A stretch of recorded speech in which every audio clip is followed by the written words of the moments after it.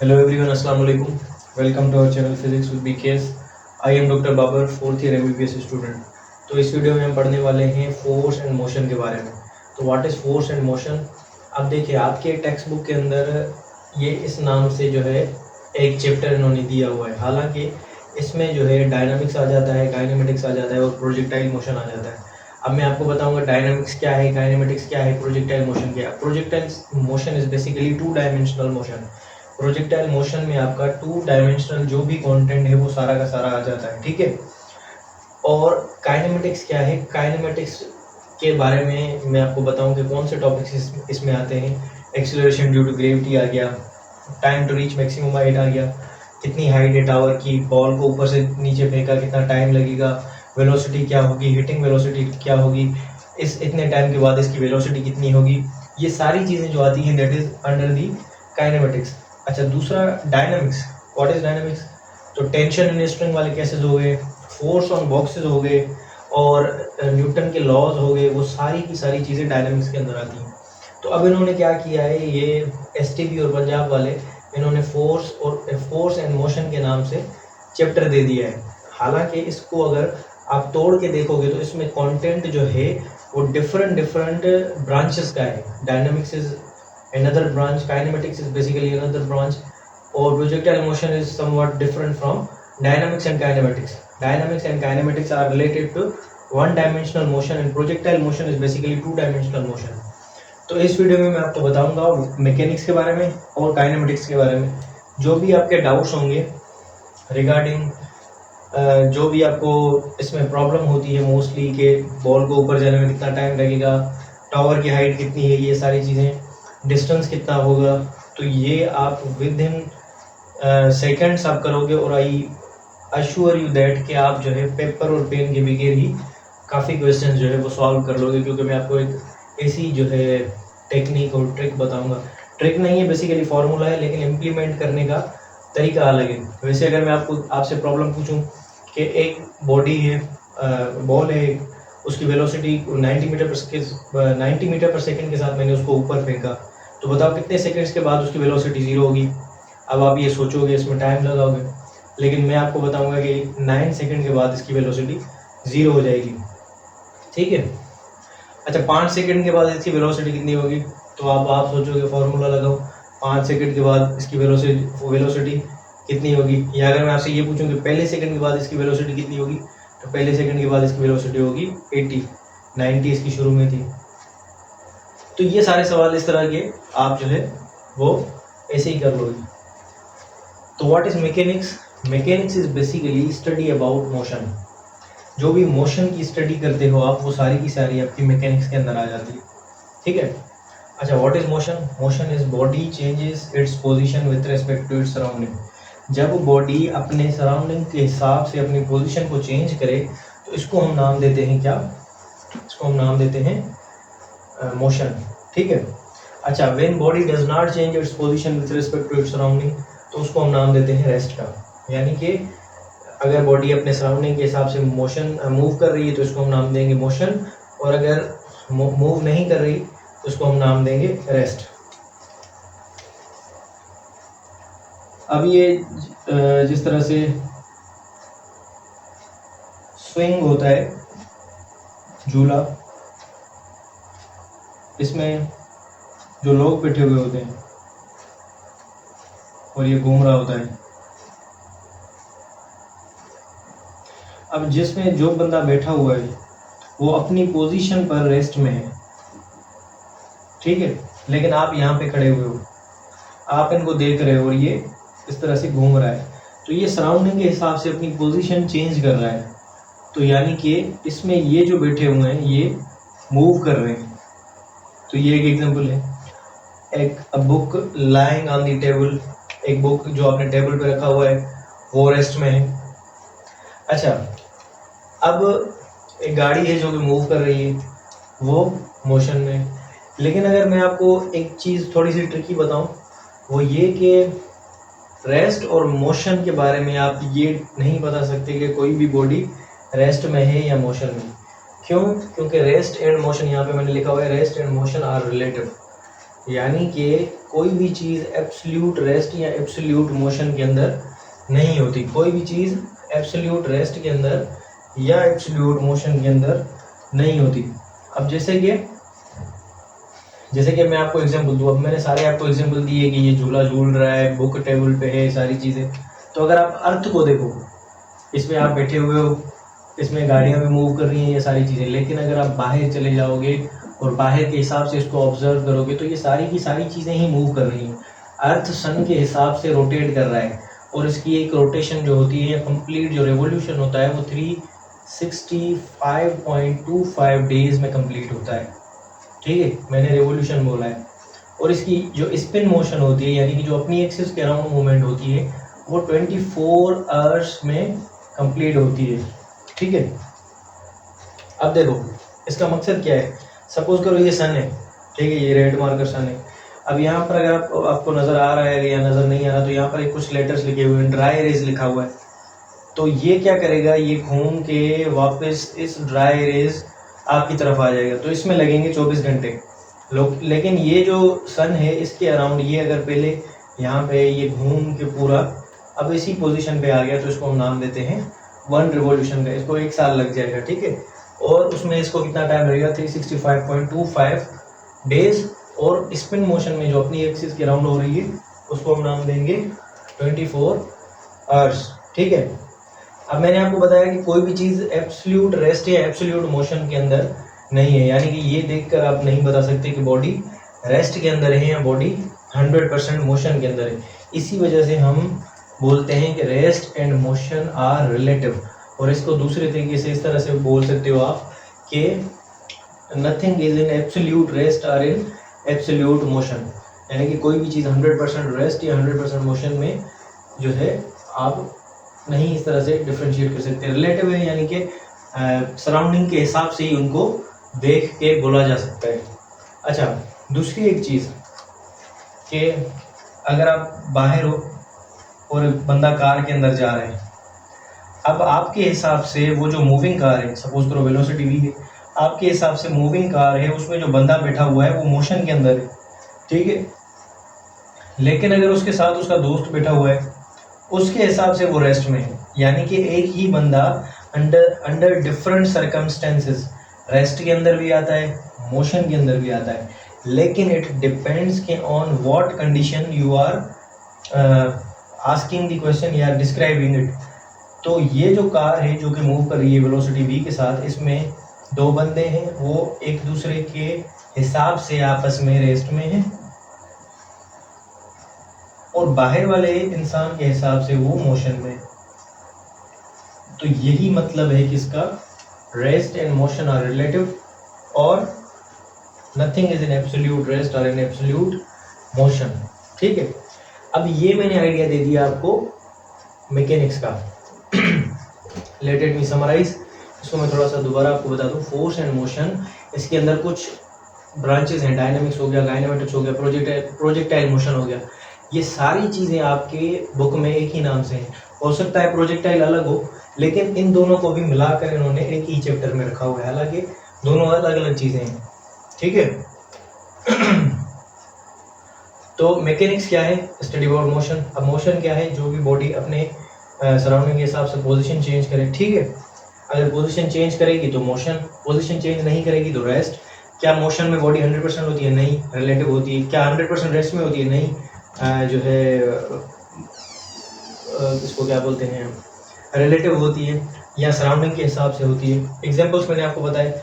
अच्छा, दो अगर यूनिफॉर्म वेलोसिटी के साथ, यानी कि एक कार अगर इस तरह से जा रही है, उसकी वेलोसिटी है v, दूसरी कार जा रही है वेलोसिटी v, यानी कि दोनों की v जो है वो सेम है। उन दोनों के ड्राइवर्स अगर एक दूसरे की शक्ल की तरफ देखते हैं, ठीक है, और हेलो करते हैं और आगे ही बढ़ते जा रहे हैं, तो ये आप एक दूसरे के हिसाब से रेस्ट के अंदर हैं। ये बात याद रखना, ठीक है। यानी कि आप 2 कदम चल रहे हो, आपके बराबर वाला भी 2 कदम चल रहा है, ठीक है, और एक दूसरे के हिसाब से आप कंपेयर कर रहे हो, यानी कि आप कितना मूव कर गए या कितना पीछे रह गए वेलोसिटी v के साथ। आप आगे बढ़ रहे हो, आपका दोस्त भी वेलोसिटी v के साथ आगे बढ़ रहा है, और एक जितना ही आपने डिस्टेंस ट्रेवल किया है विथ टाइम, तो ना तो आप पीछे रह गए ना तो आप आगे चले गए, तो आप दोनों एक दूसरे के हिसाब से रेस्ट के अंदर हो। ये आपने याद कर लेना है। इसी का ये मतलब है कि रेस्ट और मोशन जो है वो रिलेटिव है। अच्छा, ये रिलेटिविटी का जो कॉन्सेप्ट है ना, ये आइंस्टाइन ने दिया था, और उसने दूसरा एक एग्जांपल भी दिया था, वो खैर हम मॉडर्न फिजिक्स नहीं पढ़ रहे तो मैं आपको नहीं बता रहा। ठीक है, मैकेनिक्स के दो ब्रांचेस हैं, one is kinematics, other is dynamics. अब काइनेमेटिक्स क्या है, यहाँ पे लिखा हुआ है, जो कि हम पढ़ेंगे इस चैप्टर में। What is kinematics? Kinematics is basically study about motion except reference of force. ठीक है, काइनेमेटिक्स क्या है? स्टडी अबाउट मोशन एक्सेप्ट, और यहाँ पे मैंने विथ लिख दिया है, ये होगा विदाउट, एक्सेप्ट और विदाउट रेफरेंस ऑफ फोर्स। अच्छा, डायनामिक्स क्या है? डायनामिक्स भी study about motion with reference of force. अब ये काफ़ी बच्चों को डेफिनेशन याद होती है, लेकिन उनको मतलब पता नहीं होता। आपने ये मैट्रिक फर्स्ट ईयर में नहीं सुनी होगी, ये अपना डेफिनेशन मैट्रिक के बाद फर्स्ट ईयर में नहीं सुनी होगी। मैट्रिक में आपने ये थोड़ी बहुत डेफिनेशन वगैरह पढ़ी होंगी, उसके बाद आपने बुक खोल के देखा भी नहीं होगा, और उस टाइम आपको ये एग्जाम्पल जहन में होगा कि एक मोशन होती है जो कि फोर्स के बगैर, दूसरी मोशन होती है जो कि फोर्स के साथ। हालांकि कोई मोशन जो है वो फोर्स के बगैर पॉसिबल नहीं है। अब मैं आपको इजी एग्जांपल देता हूँ, जिसके बाद आपको ये काइनेमेटिक्स और डायनामिक्स का डिफरेंस ही समझ आ जाएगा, और उसके बाद आप कभी जो है कंफ्यूज नहीं होगे। सपोज करो ये एक बॉक्स है, ठीक है, इसको मैंने फोर्स लगाया इस डायरेक्शन में, ठीक है, इसको मैंने फोर्स लगाया F। अब ये बॉक्स यहाँ से कहाँ चला गया? यहाँ। शुरू में इसकी वेलोसिटी थी VI, अब इसकी वेलोसिटी है VF। या मैं इसको अपनी लैंग्वेज में लिखूँ तो इसकी शुरू में वेलोसिटी थी U, बाद में इसकी वेलोसिटी हो गई V, ठीक है। और इसने इतना डिस्टेंस ट्रेवल किया, सपोज करो डिस्टेंस इसने x ट्रेवल किया, ठीक है। अब ये आप किसके अंदर पढ़ोगे? काइनेमेटिक्स के अंदर पढ़ोगे या डायनामिक्स के अंदर पढ़ोगे? तो इसका सिंपल एग्जांपल ये है, या इसकी सिंपल एक्सप्लेनेशन ये है कि इस वाले फोर्स को अगर आप इस पूरी मोशन के अंदर मिलाओगे, यानी कि ऐड करोगे, तो ये आपका आ जाएगा डायनामिक्स के अंदर। और इस वाले फोर्स को अगर आप इसमें से निकाल दोगे, यानी कि फोर्स को छोड़ के बाकी सारी चीज़ें जो भी आप पढ़ोगे वो काइनेमेटिक्स के अंदर आएंगी। यानी कि ये जो आप बोलते हो ना रेफरेंस ऑफ फोर्स, रेफरेंस मतलब कि इसको साथ लेना, ठीक है, इसको कंसिडरेशन में लेना। फोर्स के साथ अगर चीज़ें पढ़ोगे डायनामिक्स के अंदर, फोर्स के बगैर पढ़ोगे काइनेमेटिक्स के अंदर। एग्जाम्पल क्या है? Study about motion except reference of force. Dynamics के अंदर study about motion with reference of force, force के साथ डायनामिक्स, फोर्स के बगैर काइनेमेटिक्स। ठीक है, आई होप कि समझ आया होगा। बहुत बेसिक चीज़ें हैं जिनको मैंने डिटेल में आपको समझाया है। अच्छा, कुछ मोशन के जो है ना टाइप्स होते हैं। मोशन के टाइप कौन से? एक होती है जिसको हम बोलते हैं 1D, दूसरी होती है 2D, तीसरी होती है हमारे पास 3D। आपको वन डायमेंशनल मोशन का क्या मकसद है कि आपके पास ना देखो 3 एक्सेस होते हैं। सिंपल करके समझाऊंगा, आप समझ जाओगे, उसके बाद कंफ्यूज नहीं होगे किसी भी चीज़ में, इस बात की गारंटी मेरी है। जिनको फिजिक्स बोरिंग लगती है, ये आपका ओरिजिन है, ठीक है। ओरिजिन, अच्छा, काफ़ी बच्चों को सिर्फ नाम पता होता है ओरिजिन, मकसद पता ही नहीं होता। अच्छा, ओरिजिन का दूसरा नाम क्या होता है? इसका नाम होता है रेफरेंस पॉइंट। रेफरेंस पॉइंट, अगर मैं आपको एग्जांपल दूं इसका, फॉर एग्जांपल अगर मैं आपसे पूछूं कि कराची कितना दूर है, कराची कितना दूर है, तो आप क्या बोलोगे भाई कि कहाँ से? तो जो कहाँ से है ना वो आपका रेफरेंस है या ओरिजिन है। जहाँ से भी आप अपनी मेजरमेंट से स्टार्ट करते हो उस पॉइंट का नाम होता है ओरिजिन। अब ये जो आपका पॉइंट है ये है एक्स एक्सिस, ये लाइन जो कि हॉरिजेंटल है। हॉरिजेंटल का मतलब समझते हो? जिस तरह से ज़मीन होती है, ज़मीन जो आपको नज़र आती है, ठीक है, वो क्या होती है? हॉरिजेंटल। या फ्लोर होता है, फ्लोर, ठीक है। और ये जो टावर की तरफ ऊपर खड़ी हुई, इसको हम नाम देते हैं वाई एक्सिस। केमिस्ट्री में ये जेड एक्सिस है, ये वाई एक्सिस, इन चक्करों को छोड़ दो, कोई भी y मान लो, x एक्सिस y एक्सिस, और ये जो है ये है z एक्सिस। क्या हुआ, x axis y axis z axis. अब देखो वन डायमेंशन का मकसद ये है कि सिर्फ और सिर्फ एक ही डायमेंशन में मोशन हो रही हो, फिर वो या तो x एक्सिस में हो रही हो, या सिर्फ y एक्सिस में हो रही हो, या सिर्फ z एक्सिस में हो रही हो, ठीक है। और ये जो तीनों एक्सिस हैं ये आपस में 90 डिग्री की एंगल पर होते हैं। ये यहाँ पर देखो, हमसे हमारे टीचर ने सवाल पूछा था कि इन दोनों के दरमियान में तो एंगल 90 है, लेकिन यहाँ पर तो एंगल 90 से बड़ा है।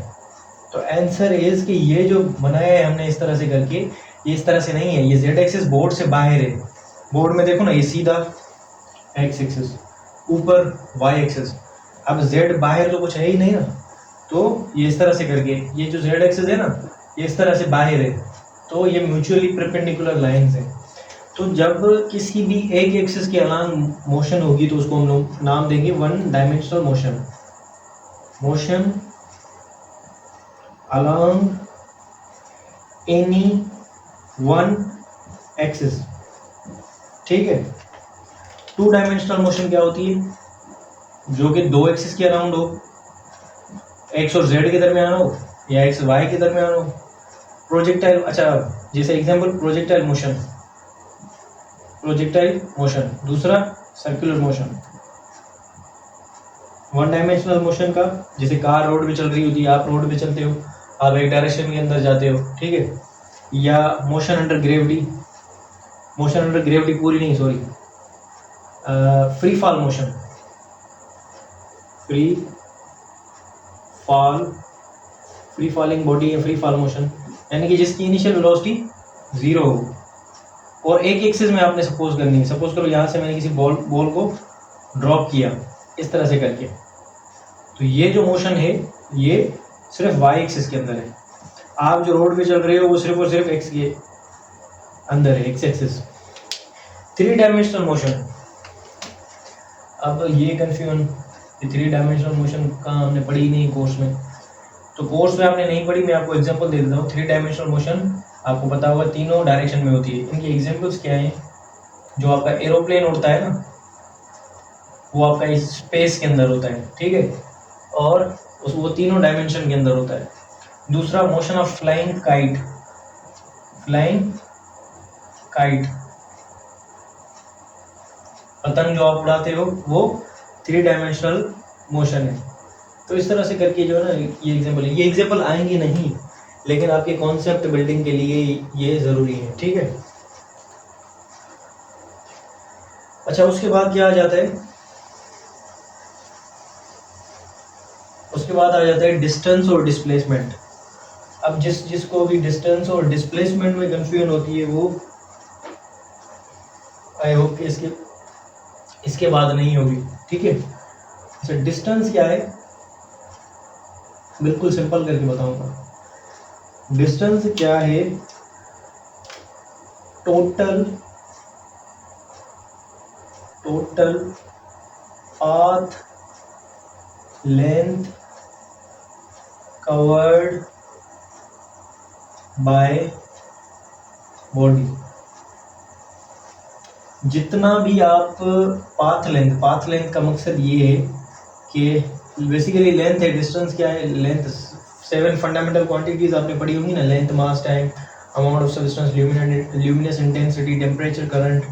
तो ये सारी जो चीज़ें हैं ये किसके अंदर आती हैं, पाथ लेंथ के, सॉरी लेंथ जो है आपकी वो डिस्टेंस या डिस्प्लेसमेंट आपका पाथ लेंथ के अंदर आता है।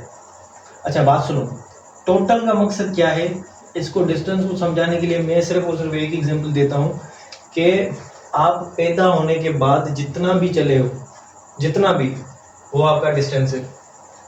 यानी कि इससे एक चीज़ जाहिर होगी कि distance is always positive, always positive. अब इसका क्या मकसद है ये मैं आपको बताता हूँ, जितना बताता जाऊँ उतना सुनते जाओ, सारी चीज़ें कवर हो जाएंगी, ठीक है।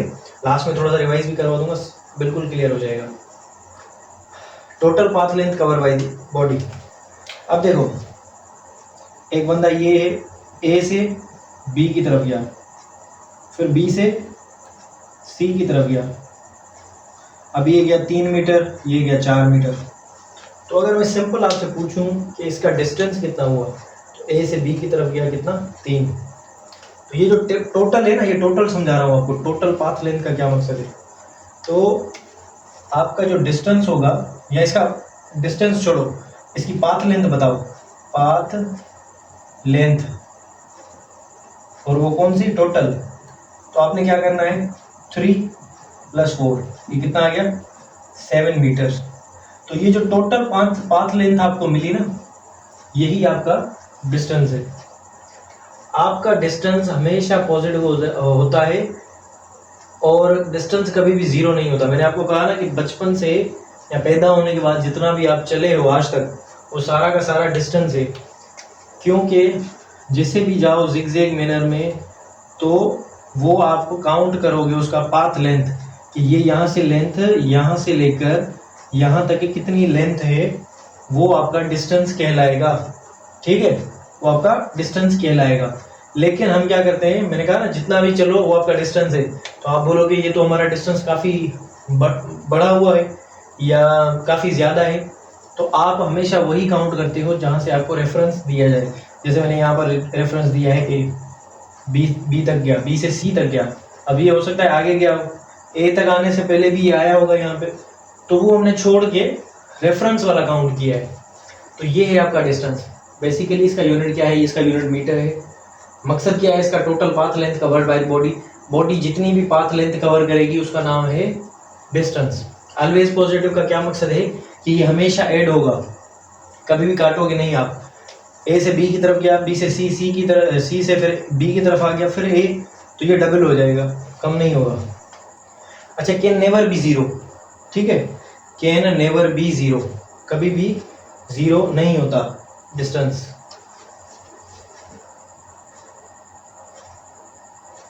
Sorry, can never be negative, can never be negative, कभी भी नेगेटिव नहीं होगा। अगर इस पॉइंट से आप डिस्टेंस और डिस्प्लेसमेंट दोनों काउंट करोगे तो दोनों आएंगे 0।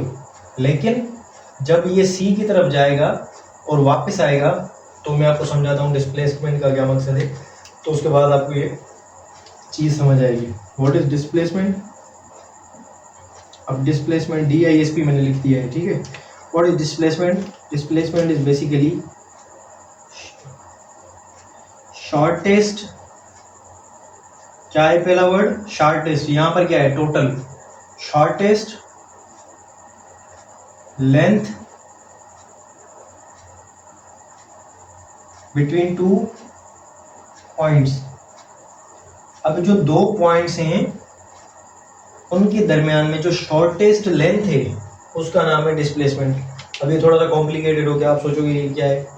शॉर्टेस्ट लेंथ का मतलब ये है कि 2 पॉइंट्स के दरमियान में जो भी मिनिमम लाइन आपने बनानी है, मिनिमम लाइन, कम से कम लाइन जो आप बनाओगे वो आपका डिस्प्लेसमेंट कहलाएगा। सपोज करो ये ए से बी की तरफ गया, बी से सी की तरफ गया, अब आपको क्या निकालना है, इसका डिस्प्लेसमेंट निकालना है। तो ये शॉर्टेस्ट किस तरह से आप बनाओगे, इसको जो 2 पॉइंट्स है ना, इसको मैं थोड़ा सा बढ़ा करके लिख लेता हूँ, इनिशियल एंड फाइनल पॉइंट। अब आप आसानी से बना सकते हो। अब देखो, शॉर्टेस्ट लेंथ बिटवीन 2 पॉइंट्स या shortest length between initial and final point. Initial कौन सी है, ये वाली, फाइनल कौन सी है, ये वाली। अब एक लाइन बनाओ, अब लाइन तो सीधी बनाओगे ना, ठीक है, लाइन आपने सीधी बनानी है। अब डिस्टेंस जो है ना वो ऐड होता है, सिंपली ऐड होता है, सिंपली ऐड हमेशा। लेकिन आपका जो डिस्प्लेसमेंट है ना वो वेक्टर है, वो वेक्टर रूल्स, वेक्टर लॉज को सारों को फॉलो करेगा। तो अगर आपने वेक्टर वाला चैप्टर नहीं पढ़ा तो वेक्टर की आपको अच्छी नॉलेज होनी चाहिए। ये ऐसा चैप्टर है जो कि फिजिक्स में हर जगह कहीं ना कहीं अपनी टांग ज़रूर अड़ाता है। तो इसके कुछ लेक्चर्स मैंने अपलोड किए हुए हैं, अगर देखना चाहो तो वो आप देख सकते हो। तो यहाँ पर डिस्टेंस हमारा क्या था, 3 + 4 7। डिस्प्लेसमेंट क्या होगा, डिस्प्लेसमेंट इस तरह से नहीं होगा 3 + 4 = 7। डिस्प्लेसमेंट के लिए आप एक चीज़ देखो, यहाँ पर ये जो आपका ट्राइंगल बन रहा है ना, that is right angle triangle. Right angle triangle की एक साइड होती है बेस, दूसरी होती है परपेंडिकुलर, आखिरी होती है हाइपोटेन्यूस। तो उसकी अगर आप वैल्यू निकालना चाहो तो पाइथागोरस थ्योरम के हिसाब से hypotenuse square is equals to base square plus perpendicular square. जिनको बोरिंग लग रहा है उनके लिए मैं एक फॉर्मूला बता दूं। जब भी ऐसा ट्राइंगल आए उसमें से दो साइडें मिली हुई हो इस तरह से करके और ये वाली बड़ी साइड निकालनी हो तो उसके लिए आप ये वाला फॉर्मूला याद कर लो, r is equals to under root A square plus B square. जान छुड़ाओ, hypotenuse square is equals to, ये आपने फॉर्मूला याद करना है, याद करने वालों के लिए। अब ये आपको निकालना है, आपने ये h रखा, स्क्वायर बेस कितना है 3 का स्क्वायर, परपेंडिकुलर कितना है 4 का स्क्वायर, 3 का स्क्वायर 9, 4 का square 16 is equals to h square, h क्या है हाइपोटेन्यूज 9 16 25, दोनों के साइड स्क्वायर रूट लोगे, नजर आ रहा है आपको, दोनों की साइड स्क्वायर रूट लोगे तो आपको मिल जाएगा h is equals to 5 metres. यहाँ से भी करोगे सेम रिजल्ट आएगा, यानी कि आपका एक ही पॉइंट से चले हैं हम और एक ही पॉइंट पे हमने एंड किया है, डिस्टेंस और डिस्प्लेसमेंट दोनों अलग अलग आए। अगर मैं 2 कदम आगे गया और 2 कदम पीछे गया तो मेरा डिस्टेंस क्या हुआ, मेरा डिस्टेंस हुआ 4, लेकिन मेरा डिस्प्लेसमेंट होगा 0। क्यों? क्योंकि शॉर्टेस्ट लेंथ बिटवीन 2 पॉइंट्स। अब आप जिस पॉइंट से चले हो उसी पॉइंट पे आपने आके ख़त्म किया है, तो आपका डिस्प्लेसमेंट इनिशियल और फाइनल पॉइंट के दरमियान में जितनी लाइन बचेगी, तो कोई लाइन ही नहीं बचेगी, कितना डिस्प्लेसमेंट होगा, डिस्प्लेसमेंट होगा आपका 0। ठीक है, दूसरी मैं आपको एक लाइन बना के दिखाता हूँ जिसके बाद आपका डिस्प्लेसमेंट क्लियर हो जाएगा।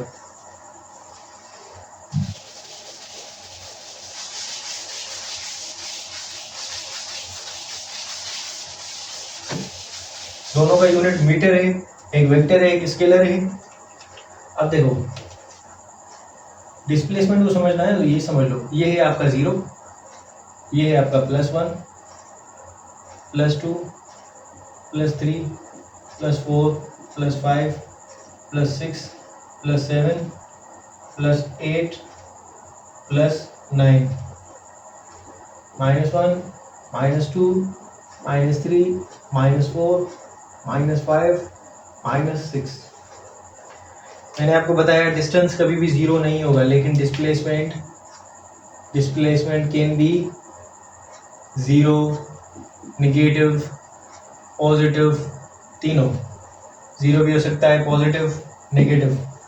पॉजिटिव कैसे होगा भाई, ये आपका जो ये बीच वाला ओरिजिन है, ये ओ, इससे आप जितना राइट की तरफ जाओगे, सपोज करो यहाँ पे मैं नीचे बना रहा हूँ, एक बंदा है, ठीक है, वो आगे गया कितना, ये यहाँ से देखो 5 मीटर आगे गया। उसके बाद ये वापस आया, जहाँ से इसने स्टार्ट किया था वहाँ पे थोड़ी देर रुका, फिर ये पीछे चला गया, पीछे कितना चला गया, ये -4 तक, यानी कि ये 5 मीटर आगे गया, उसके बाद ये पीछे आया, उसके बाद ये गया -4 तक। अब अगर मैं आपसे पूछूं कि इसका डिस्टेंस और डिस्प्लेसमेंट बताओ दोनों, तो देखो डिस्टेंस के लिए तो कोई मसला ही नहीं है, 5 आगे गया तो लाजमी वापस आया है, तो ये 5 ही आया होगा, 5 आगे गया 5 पीछे गया तो बचा हो गया 10। अब 10 से फिर ये पीछे गया है तो ये नेगेटिव डिस्टेंस नहीं होता, तो ये 4 भी उसमें मिला लो तो डिस्टेंस हो गया 14। लेकिन ये डिस्प्लेसमेंट क्या हो गया, डिस्प्लेसमेंट ये 5 आगे गया फिर ये पीछे आया, तो ये जब ओरिजिन पे पहुंचेगा तो ये उसी पॉइंट पे आ गया है जहाँ से इसने स्टार्ट किया था, तो ये सारा हो जाएगा ख़त्म डिस्प्लेसमेंट। क्योंकि डिस्प्लेसमेंट जब आप 5 आगे जाओगे तो आपका रेफरेंस पॉइंट ये यहाँ से है 0 से, लेकिन जब आप 5 पीछे जाओगे तो आपका रेफरेंस पॉइंट आ जाएगा यहाँ पर, ये 0। फिर आप जब इस डायरेक्शन में जाओगे तो ये आप नेगेटिव के अंदर जा रहे हो, क्योंकि राइट वाला जो मोशन है वो पॉजिटिव है, पीछे वाला मोशन जो है वो नेगेटिव है, तो ये 5 आपका माइनस, तो ये दोनों ख़त्म, और आपका जो डिस्प्लेसमेंट बचेगा वो -4 बचेगा। ये चीज़ समझ आई? तो आपके लिए इतना ही जो है डिस्टेंस और डिस्प्लेसमेंट का नॉलेज ज़रूरी है। अच्छा,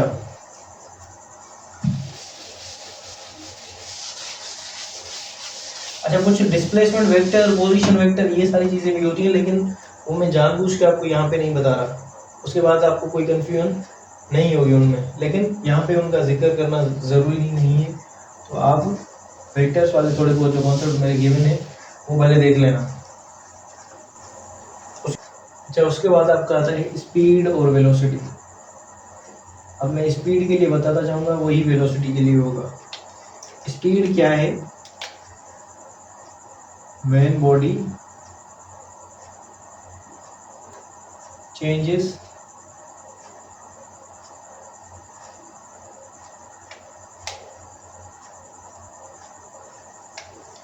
इट्स डिस्टेंस विद टाइम। ठीक है, या इसको डिफाइन ना भी करो, आप डायरेक्टली लिखो ऐसे डिस्टेंस ओवर टाइम, तो भी ये आपका स्पीड है। when distance changes with time, that is known as speed।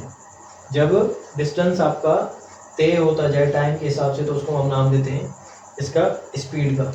अच्छा, स्पीड फॉर्मूला इसको हम किससे जाहिर करते हैं? v के साथ, ठीक है। और v is equals to distance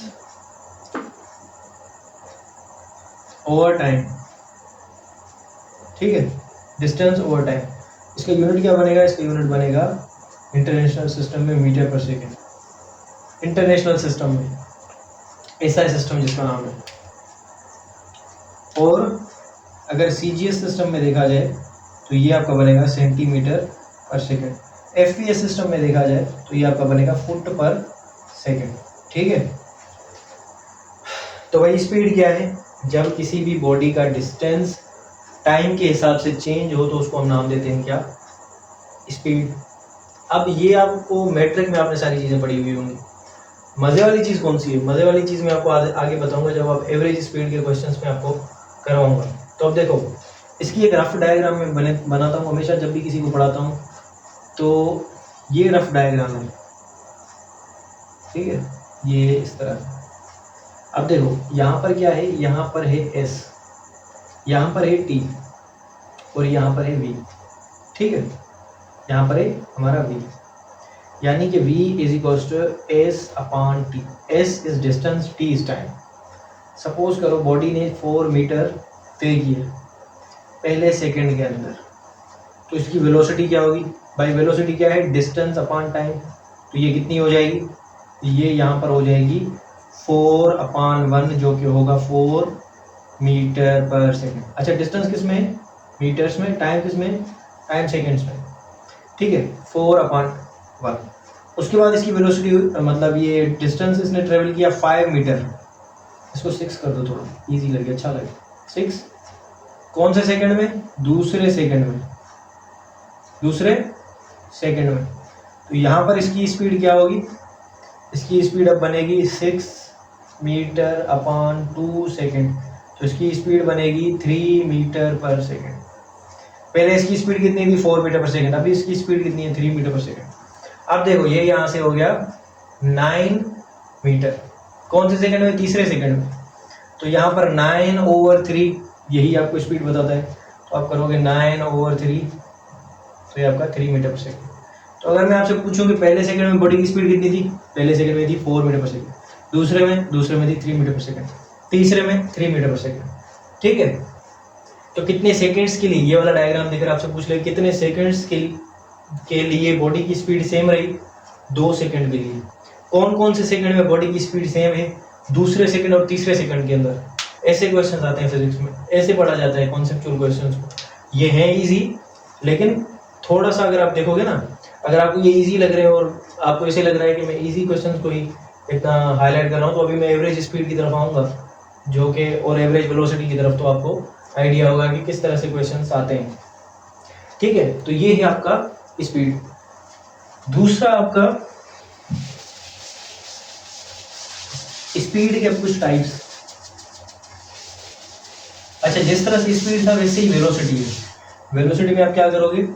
speed velocity में आप क्या करोगे? When displacement changes with time, ठीक है। अब इसको लास्ट में मैं कंपेयर करता हूँ, थोड़ा मैं स्पीड को खत्म कर लूँ। इसके टाइप कौन से हैं? यूनिफॉर्म स्पीड, और दूसरा नॉन यूनिफॉर्म स्पीड। स्पीड, ठीक है। एक है यूनिफॉर्म स्पीड, दूसरा है non uniform speed.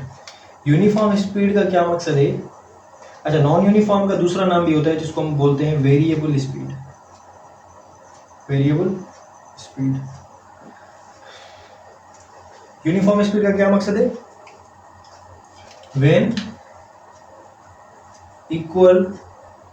when a body covers equal distance in equal time, जब बॉडी इक्वल डिस्टेंस कवर करे इक्वल इंटरवल ऑफ टाइम में, तो उसको हम नाम देते हैं यूनिफॉर्म स्पीड।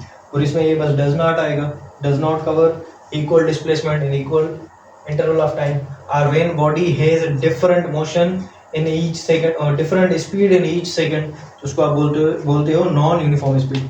अब यहाँ पे अगर देखो आप वही डायग्राम जो मैंने पहले बनाया, यहाँ पे मैंने क्या रखा था? यहाँ पे मैंने रखा था S, यहाँ पर रखा था T, यहाँ पर था हमारा V, ठीक है। और यहाँ पे मैं एक छोटी सी लाइन बनाऊं, यहाँ पर हम बनाएंगे स्पीड, स्पीड लिखेंगे, ये मैं V यहाँ पर लिख रहा हूँ। अब देखो, सपोज करो पहले सेकंड में बॉडी ने डिस्टेंस ट्रेवल किया 5 मीटर्स पहले सेकंड के अंदर, तो अब इसकी स्पीड कितनी है? इसकी स्पीड है 5 मीटर पर सेकंड।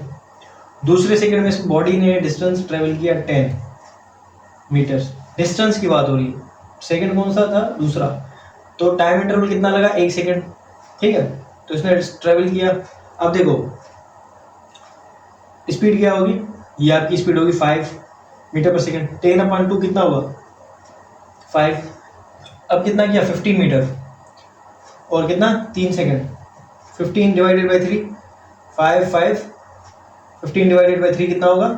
5 मीटर पर सेकंड। बॉडी की हर सेकंड में स्पीड जो है वो सेम हो रही है। वो क्यों हो रहा है? बॉडी इक्वल टाइम में इक्वल डिस्टेंस ट्रेवल कर रही है। अब देखो पहले सेकंड में इसने क्या किया ना, 5 मीटर इसने डिस्टेंस ट्रेवल किया है। अब नेक्स्ट सेकंड, पहला सेकंड तो गुजर गया, अब पहले से जब दूसरा आया तो सेकंड कितना गुजरा है? 1। तो ये बॉडी 5 से 10 की तरफ गई है, यानी कि ओवरऑल जो इसका डिस्टेंस है वो कितना है? 5 है। 5 से 10 की तरफ गई है, टोटल कितना हुआ? 10। तो गई तो 5 से है ना, तो डिस्टेंस कितना होगा? 5। टाइम सेकंड कितना लगा है? 1। तो ऐसे भी आप समझ सकते हो, फॉर्मूला की हेल्प से भी इस तरह से कर सकते हो। तो ये है आपका यूनिफॉर्म स्पीड। अब यहाँ पे मैं वैल्यू चेंज कर लूँ, यहाँ पे 6 कर लूँ, यहाँ पे 10 ही सही है, और यहाँ पे 17 कर लूँ, तो ये जो अरेंजमेंट है, अब यहाँ पर कितनी होगी? 6, यहाँ पर होगी 5, और यहाँ पर 17 समथिंग 8 पॉइंट समथिंग होगी, नहीं 8 पॉइंट समथिंग नहीं, 3 है ना नीचे, तो ये होगी आपकी 5 पॉइंट समथिंग होगी। तो वेरिएबल है ना, यहाँ पे 6, यहाँ पे 5 और यहाँ पे 5 समथिंग, तो ये है आपका नॉन यूनिफॉर्म स्पीड या वेरिएबल स्पीड।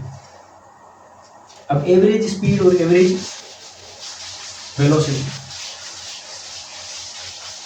अब जो जो चीजें मैंने इस स्पीड के लिए कही, वहां पे अगर आप डिस्टेंस को हटाकर डिस्प्लेसमेंट लगा दोगे तो आपका क्या बन जाएगा? वेलोसिटी बन जाएगी, अलग से लिखने की जरूरत नहीं है। When a body changes its displacement with time, it is known as velocity, ठीक है। When a body changes its displacement with time, velocity। Types कौन से हैं? Uniform, non uniform. Equal displacement cover हो इक्वल टाइम के अंदर, uniform velocity. Equal displacement equal time में ना हो, नॉन यूनिफॉर्म वेलोसिटी। दूसरी एक चीज थी, यूनिट्स दोनों के सेम है। स्पीड स्केलर है, वेलोसिटी वेक्टर है। स्पीड s के साथ स्केलर, वेलोसिटी v के साथ वेक्टर, ठीक है। अब एवरेज स्पीड क्या होती है आपकी?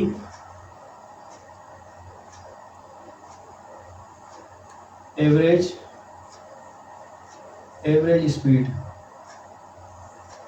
स्पीड क्या होती है? टोटल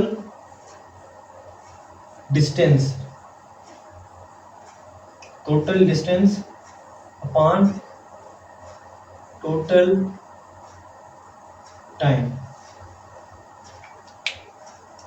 ठीक है।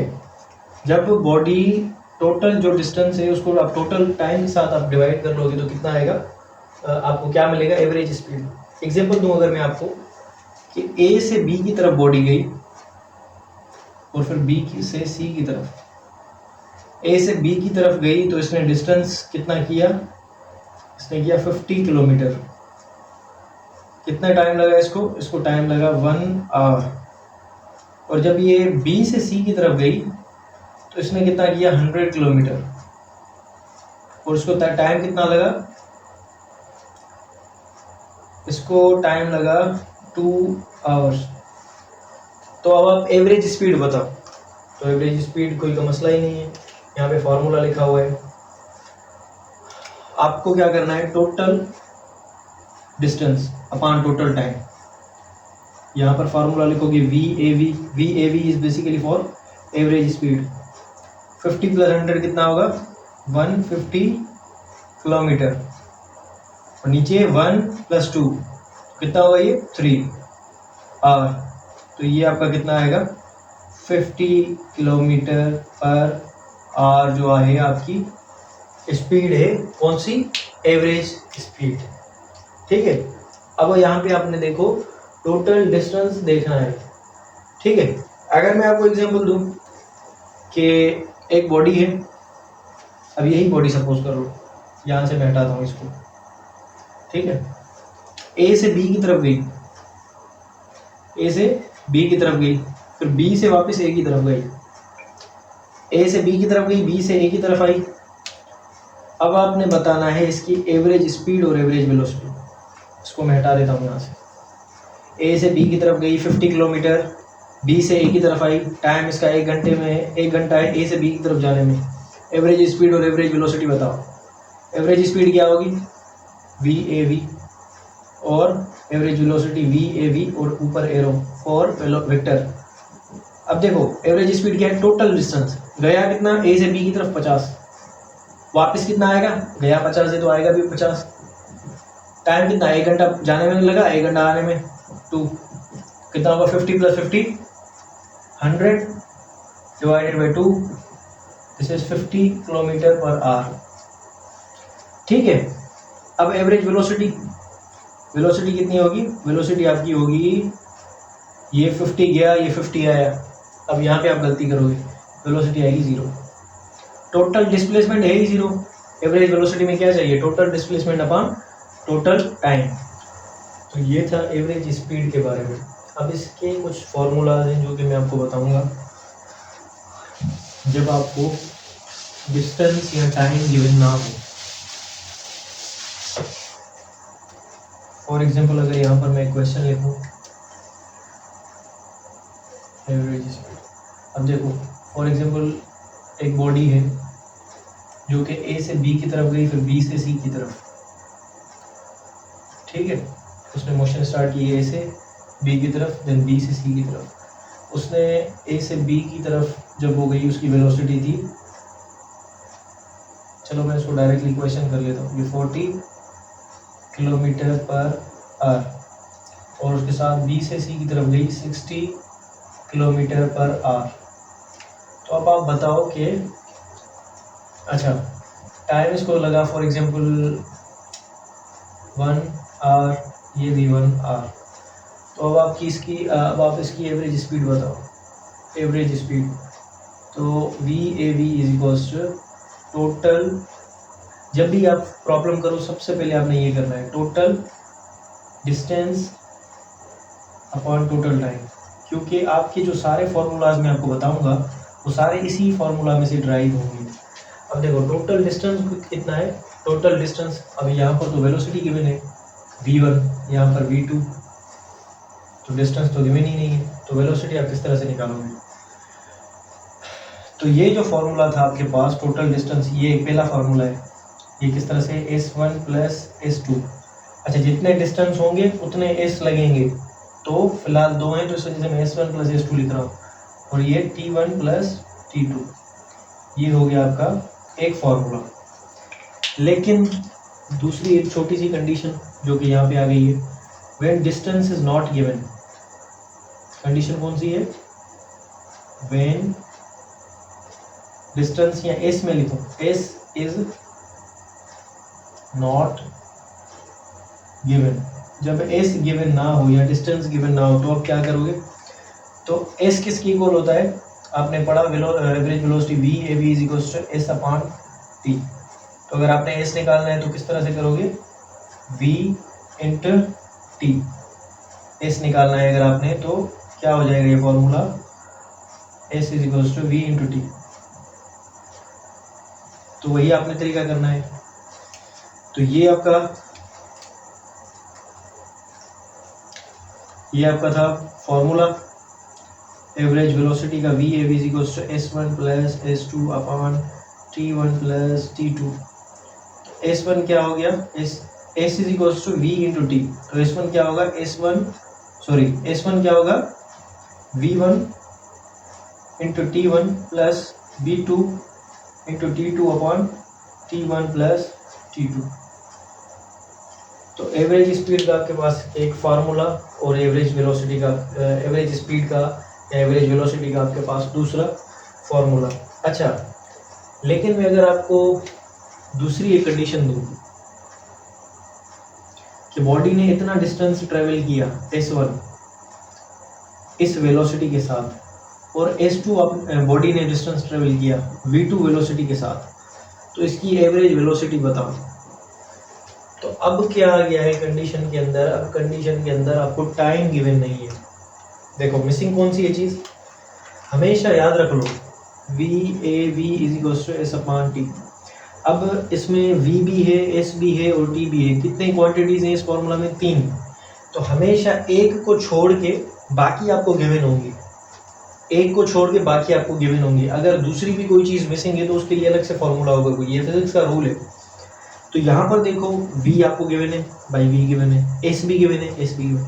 अब टाइम आपको गिवन नहीं है और पूछ आपसे एवरेज वेलोसिटी का है, तो टाइम आपको गिवन नहीं है और पूछ एवरेज वेलोसिटी का है, यानी कि इसमें से दो क्वांटिटीज निकालनी है आपने। तो आपने कोई ऐसा फॉर्मूला लिख लेना है जो कि आपको जो है टाइम के बिगेर वेलोसिटी के बारे में बता दे। तो ये एक फॉर्मूला मैंने लिखा s1 s2 upon t1 plus t2। अच्छा, दूसरी एक चीज़ अगर मैं आपको बताऊं, यहाँ पर ये वाला फॉर्मूला, इसमें एक छोटी सी कंडीशन और लगेगी तीसरी।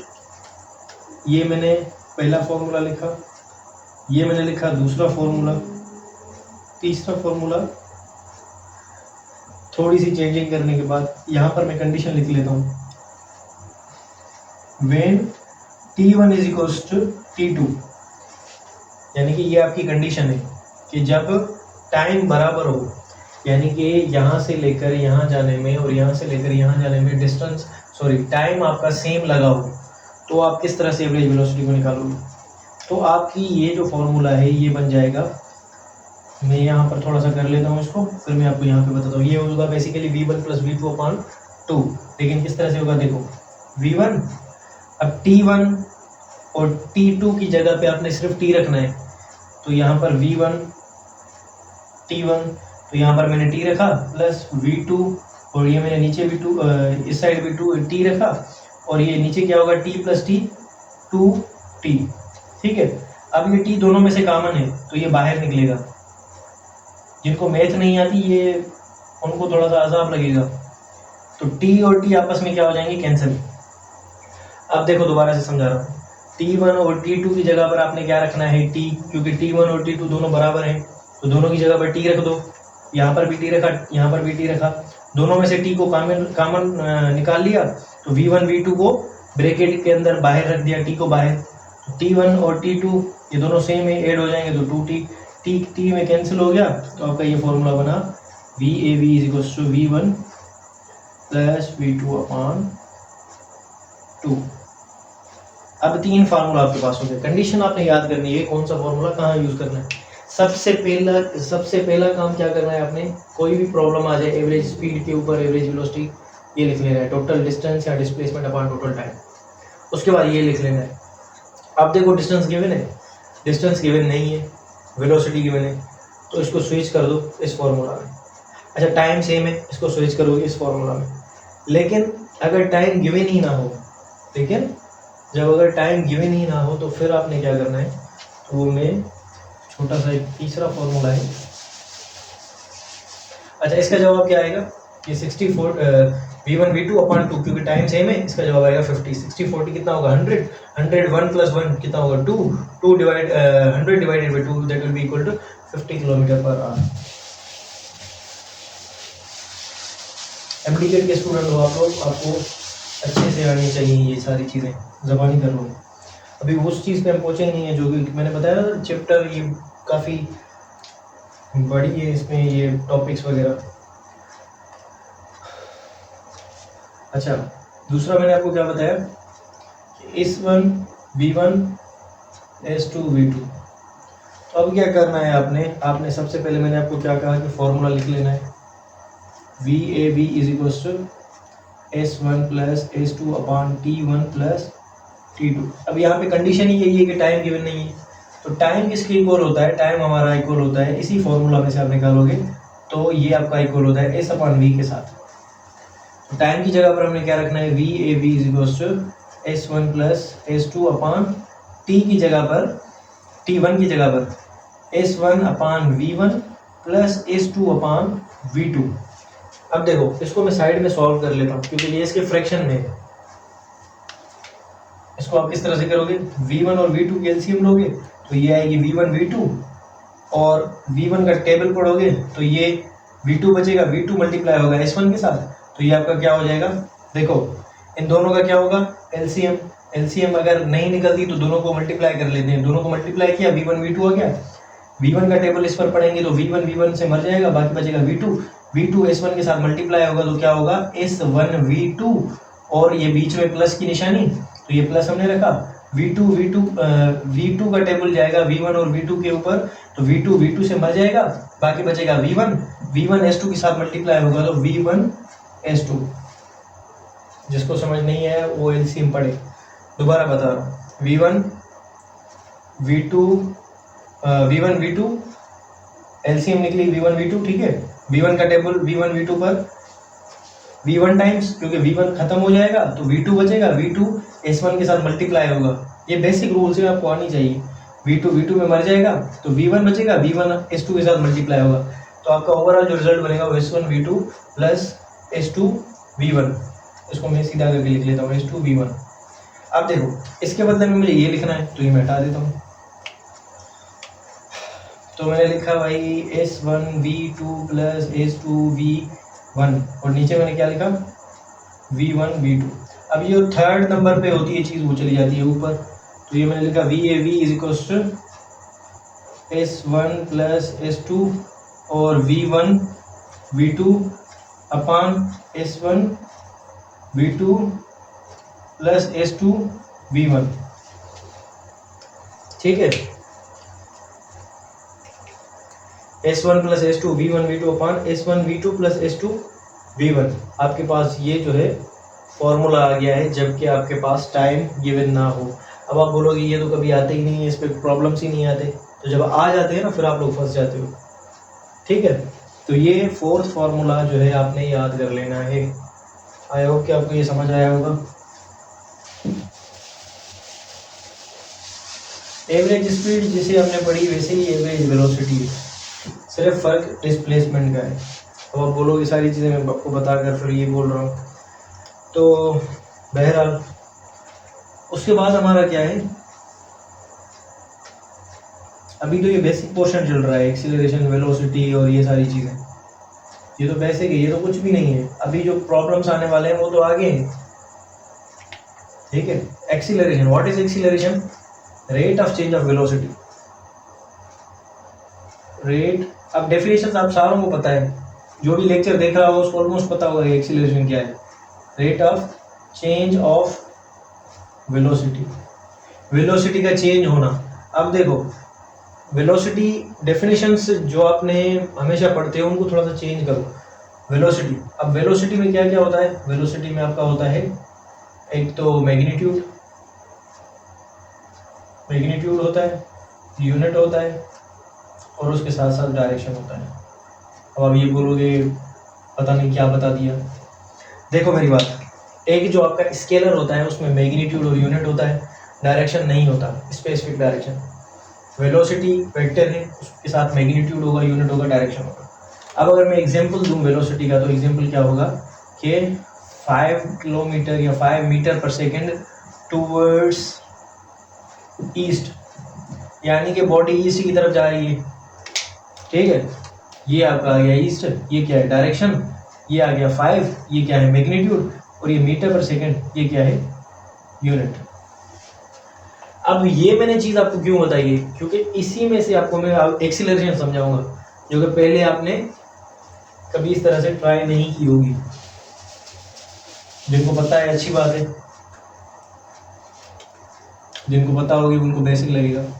अब देखो वेलोसिटी कब चेंज होगी, वेलोसिटी तब चेंज होगी जब मैं इसका मैग्नीट्यूड चेंज करूं या इसका मैं डायरेक्शन चेंज करूं, ठीक है।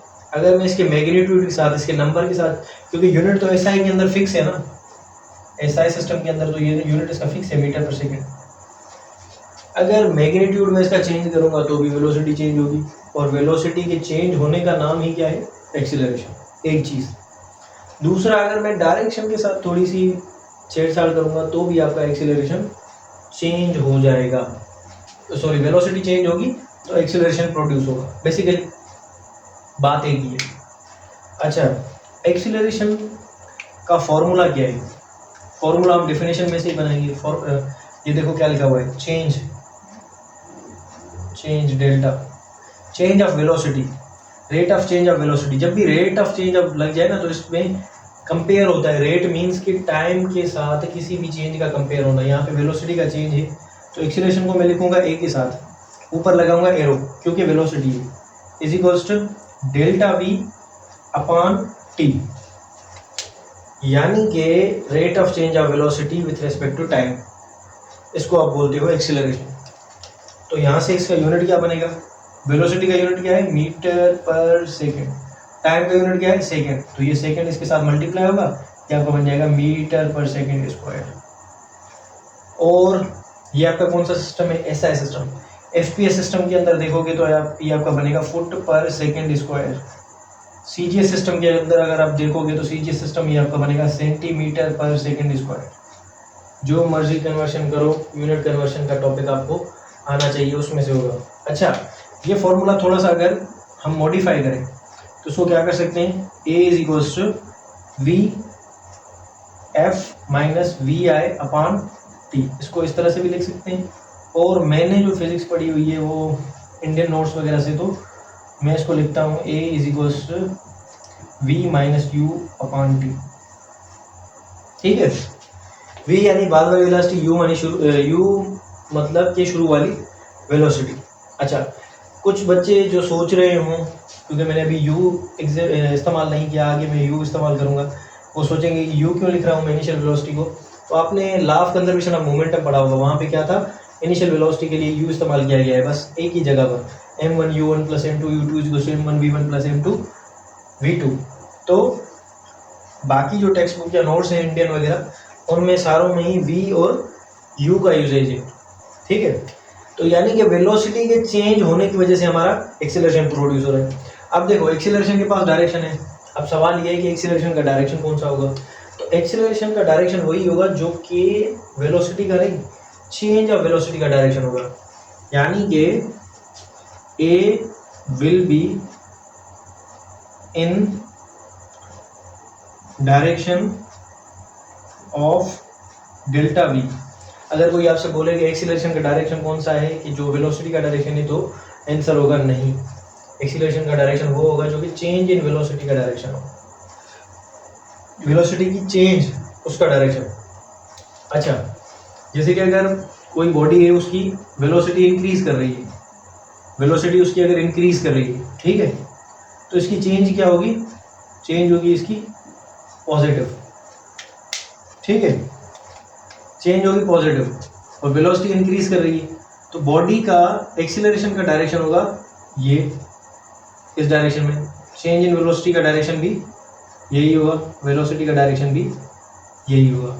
लेकिन बॉडी इंक्रीजिंग स्पीड के अंदर थी, अब सडन जो है वो ब्रेक लगी है, ठीक है, ब्रेक लगी है, तो एक्सीलरेशन अब देखो डेल्टा भी क्या हो रहा है, कम हो रहा है, तो डेल्टा भी कम हो रहा है लेकिन वेलोसिटी इस डायरेक्शन में है, तो डेल्टा वी का डायरेक्शन पीछे होगा, एक्सीलरेशन का डायरेक्शन भी पीछे होगा।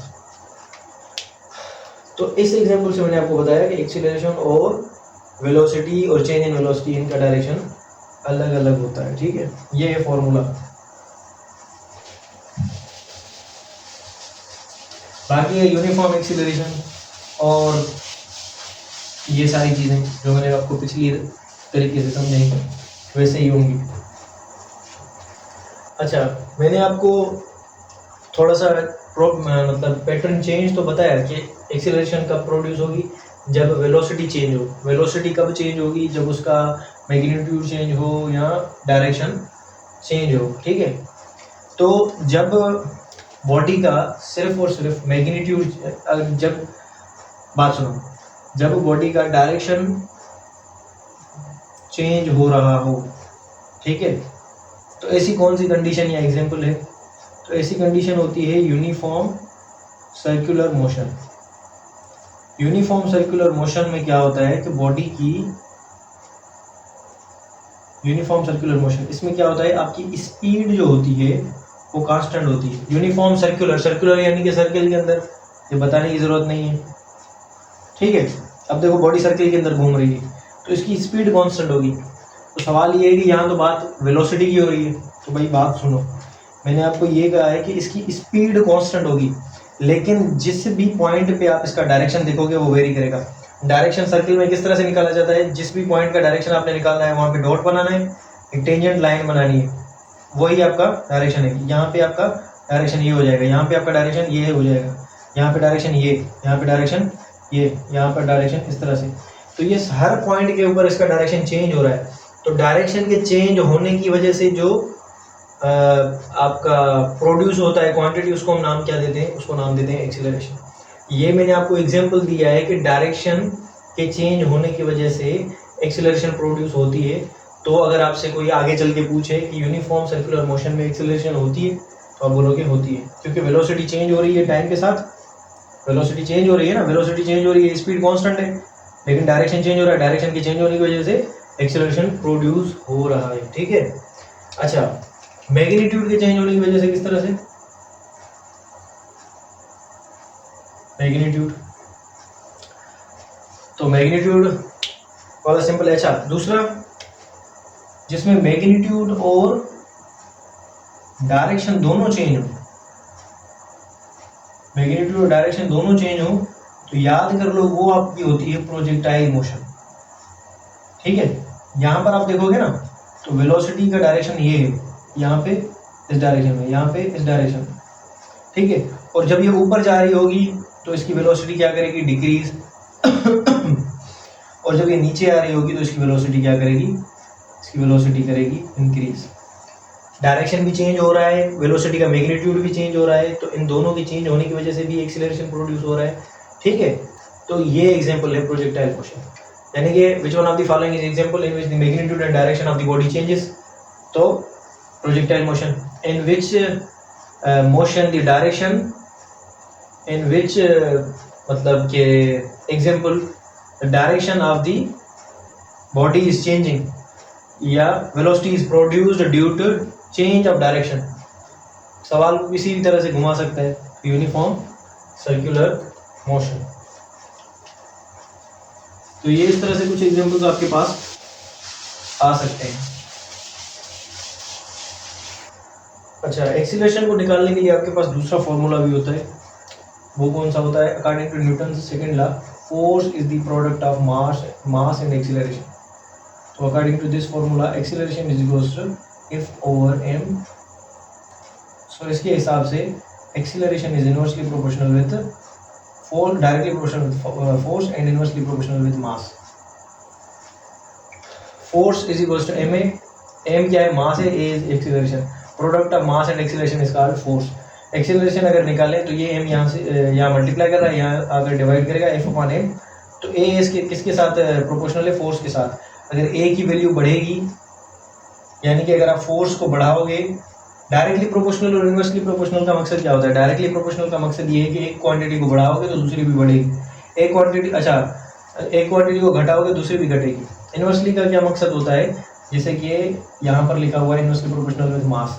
तो अगर मैं कोई बड़ा पत्थर लेकर उसको फेंकूं और एक छोटा पत्थर लेकर उसको फेंकूं तो दोनों में एक्सीलरेशन क्या सेम आएगी? तो आंसर इज सेम फोर्स लगाऊं, दोनों पे सेम फोर्स लगाऊं, कंडीशन ये है। तो क्या दोनों में एक्सीलरेशन सेम प्रोड्यूस होगी? नहीं, जिसका मास कम होगा उसमें एक्सीलरेशन ज़्यादा होगी, क्योंकि ये दोनों इनवर्सली प्रोपोर्शनल है। और जिसकी मास ज़्यादा होगी उसमें एक्सीलरेशन कम प्रोड्यूस होगा। ठीक है, अच्छा, तो इस तरह से जो है वो कुछ प्रॉब्लम्स आपके आ सकते हैं। ब्लॉक वाले प्रॉब्लम्स, जिस तरह से ब्लॉक कनेक्टेड सिस्टम, और इस तरह से ये जो शुरू में आते थे कि फोर्स इतना लगाया, अगर इतना फोर्स लगाया, इसका मास m1 है, इसका m2 है, इसका m3 है, तो बताओ एक्सीलरेशन क्या होगी। और इस तरह से ये क्वेश्चन अभी नहीं आते, पहले आते थे, अभी नहीं आते। तो फिर भी अगर आपको ये क्वेश्चन समझने हो, या ब्लॉक कॉन्टैक्ट सिस्टम, एक ब्लॉक है, दूसरा उसके ऊपर दूसरा ब्लॉक, तीसरा, अब फोर्स, और बताओ ये एक्सीलरेशन, तो ये अगर नहीं आते, लेकिन फिर भी अगर आपको चाहिए तो मैं इन पे अलग से एक वीडियो बना दूंगा। ठीक है, अच्छा, किसी पार्टिकल को अगर हम एक्सीलरेट करते हैं a1 के साथ, ठीक है, किसी पार्टिकल को हमने एक्सीलरेट किया a से b की तरफ जाने के वक्त उसको टाइम लगा t1, और दोबारा उसको उस पॉइंट से किसी और पॉइंट की तरफ लेकर गए a2 और टाइम लगा t2। तो एवरेज एक्सीलरेशन का फॉर्मूला क्या है? तो एवरेज एक्सीलरेशन का फॉर्मूला होगा a1 t1 plus a2 t2 upon t1 plus t2। ये आपके सिलेबस में नहीं है, लेकिन याद कर लो, काम आएगा आपको। ठीक है, दूसरा एक सिंपल क्वेश्चन, ये एक ब्लॉक है, इसके साथ चिपका हुआ बिल्कुल कॉन्टेक्ट, इनको बोलते हैं हम कॉन्टेक्ट ब्लॉक क्वेश्चंस। तो एक ब्लॉक है, दूसरा इसके साथ दूसरा ब्लॉक है कॉन्टेक्ट में, इसका मास है 5 kg, इसका मास है 3 kg। ठीक है, इसको मैंने फोर्स के साथ खींचा, फोर्स मैंने लगाया सपोज 10। अब मुझे बताओ कि एक्सीलरेशन क्या होगी। ठीक है, एक्सीलरेशन क्या होगी? एक्सीलरेशन आपकी होगी F/m। एक्सीलरेशन क्या होती है? F/m। तो यहाँ पर आपको जो है ना एक्सीलरेशन सिस्टम की निकालनी है, पूरे सिस्टम की, क्योंकि ये जो फोर्स लग रहा है 10 वो पूरे सिस्टम के ऊपर लग रहा है। तो यहाँ पर ये क्या होगा? F/m1 plus m2। लेकिन हर जगह पे ऐसा नहीं होगा, कनेक्टेड सिस्टम होगा उसमें थोड़ा सा चेंज हो सकता है। तो आपको जो चीज़ समझाई जा रही है, पूरे सिस्टम की आपने एक्सीलरेशन निकालनी है। ठीक है, और फिर अब देखो, ये मैंने क्या निकाला, A=F/m, फोर्स कितना है 10, मास कितना है 5 और 3 8। तो ये एक्सीलरेशन कितनी है 10/8 मीटर पर सेकेंड। एक्सीलरेशन आपकी पॉजिटिव भी हो सकती है, एक्सीलरेशन आपकी नेगेटिव भी हो सकती है, एक्सीलरेशन आपकी जीरो भी हो सकती है। अब मकसद क्या है पॉजिटिव, नेगेटिव और जीरो एक्सीलरेशन? पॉजिटिव एक्सीलरेशन का मकसद ये है कि जब आपकी वेलोसिटी इंक्रीज कर रही हो, ठीक है, जब वेलोसिटी आपकी डिक्रीज करेगी तो आपका एक्सीलरेशन नेगेटिव आएगा। ठीक है, negative acceleration is also called retardation. ठीक है, अच्छा, जीरो एक्सीलरेशन का मकसद क्या है? एक्सीलरेशन जीरो कब होगी? जब आपका चेंज कांस्टेंट आ जाएगा, कांस्टेंट, जब आपका चेंज कांस्टेंट आ जाएगा तो आपकी एक्सीलरेशन क्या हो जाएगी? जीरो हो जाएगी। ठीक है, एक बॉडी वेलोसिटी उसकी इंक्रीज कर दी जा रही है तो उसका एक्सीलरेशन पॉजिटिव होगा, वेलोसिटी डिक्रीज कर दी जा रही है तो उसका एक्सीलरेशन नेगेटिव होगा, और वेलोसिटी अगर कांस्टेंट है तो उसका एक्सीलरेशन जीरो होगा। एवरेज एक्सीलरेशन अगर निकाला जाए तो a1 t1 plus a2 t2 upon t1 plus t2। ये ब्लॉक सिस्टम है, छोटा सा मैंने आपको क्वेश्चन समझा दिया फॉर अंडरस्टैंडिंग। अगर मैं आपको एक और सवाल पूछूं, ये देखो मास बड़ा है और मास छोटा है, तो अगर मैं इसका नाम दूं, इसको नाम दूं a1, इसको नाम दूं a2, और मैं आपको बोलूं a1 और a2 की एक्सीलरेशन निकालो इंडिविजुअल। अब आपने पूरे सिस्टम की एक्सीलरेशन निकाली, अब आपको सिर्फ और सिर्फ एक बॉक्स की जो है वो एक्सीलरेशन निकालनी है। तो a1 विल बी F/m, लेकिन F तो पूरे सिस्टम पे लग रहा है। मास कौन सा लोगे आप? मास आप वो लोगे जिसकी एक्सीलरेशन पूछी गई है, फोर्स कितना है 10, मास कितना है 3, तो ये आएगा 10/3। A2 कितना होगा, A2 आपका होगा F/m2। F कितना है 10 और ये आपका M2 कितना है, M2 है आपका 5, तो इसकी है ये आपकी 2। ठीक है, अब ये भी देखो फ्रैक्शन के अंदर है, ये भी 10/3 + 2 ये भी फ्रैक्शन के अंदर है।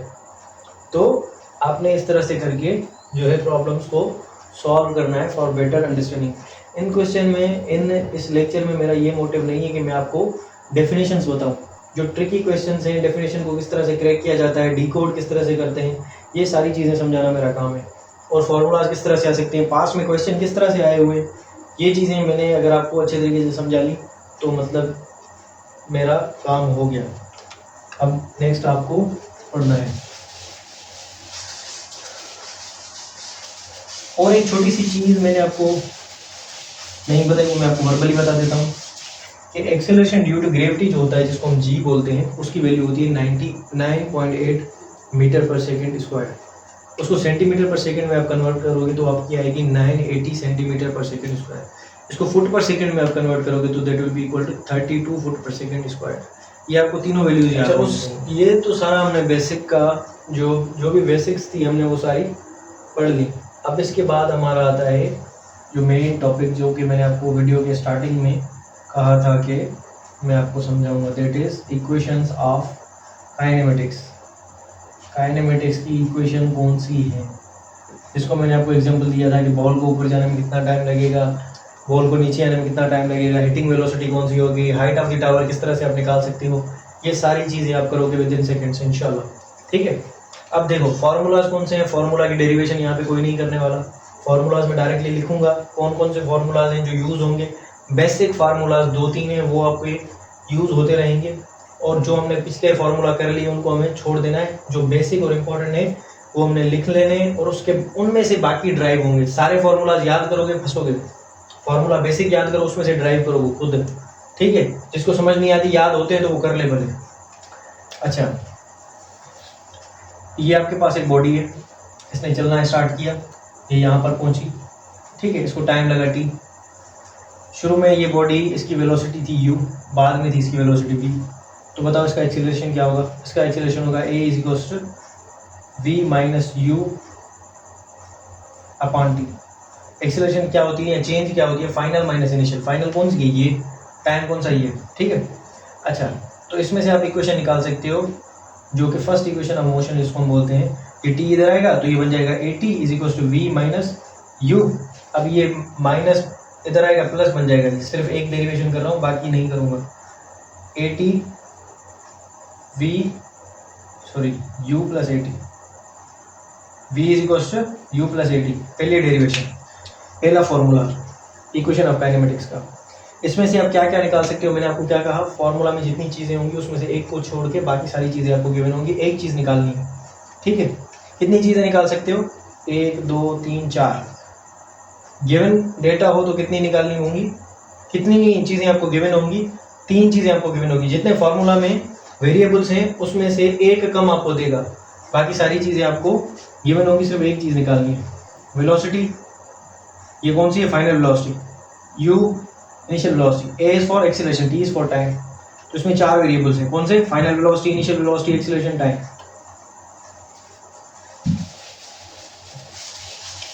दूसरा फॉर्मूला कौन सा है, दूसरा फॉर्मूला है आपके पास s = ut + ½ at²। ठीक है, ut, what is ut? u is initial velocity, t is time, s is displacement, a is acceleration, t is time, और उसका स्क्वायर। ये दूसरा फॉर्मूला है। तीसरा फॉर्मूला कौन सा है, 2as = v² - u²। तीसरा फॉर्मूला हमारे पास ये है।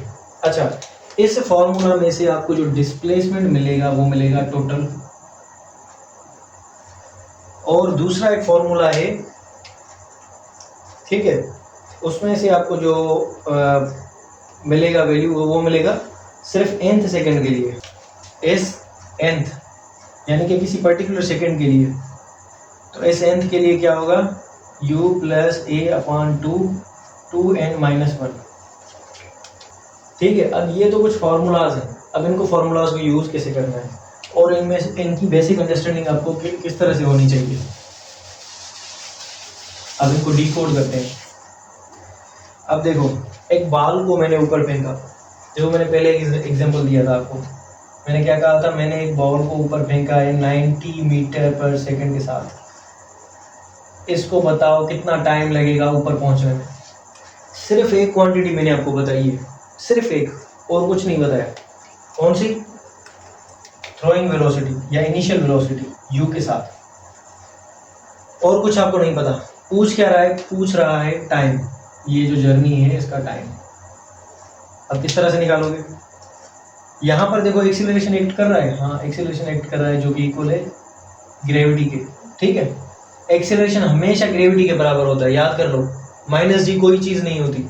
माइनस आपका जो होता है वो बेसिकली डायरेक्शन को शो करता है। ठीक है, minus G is basically for direction.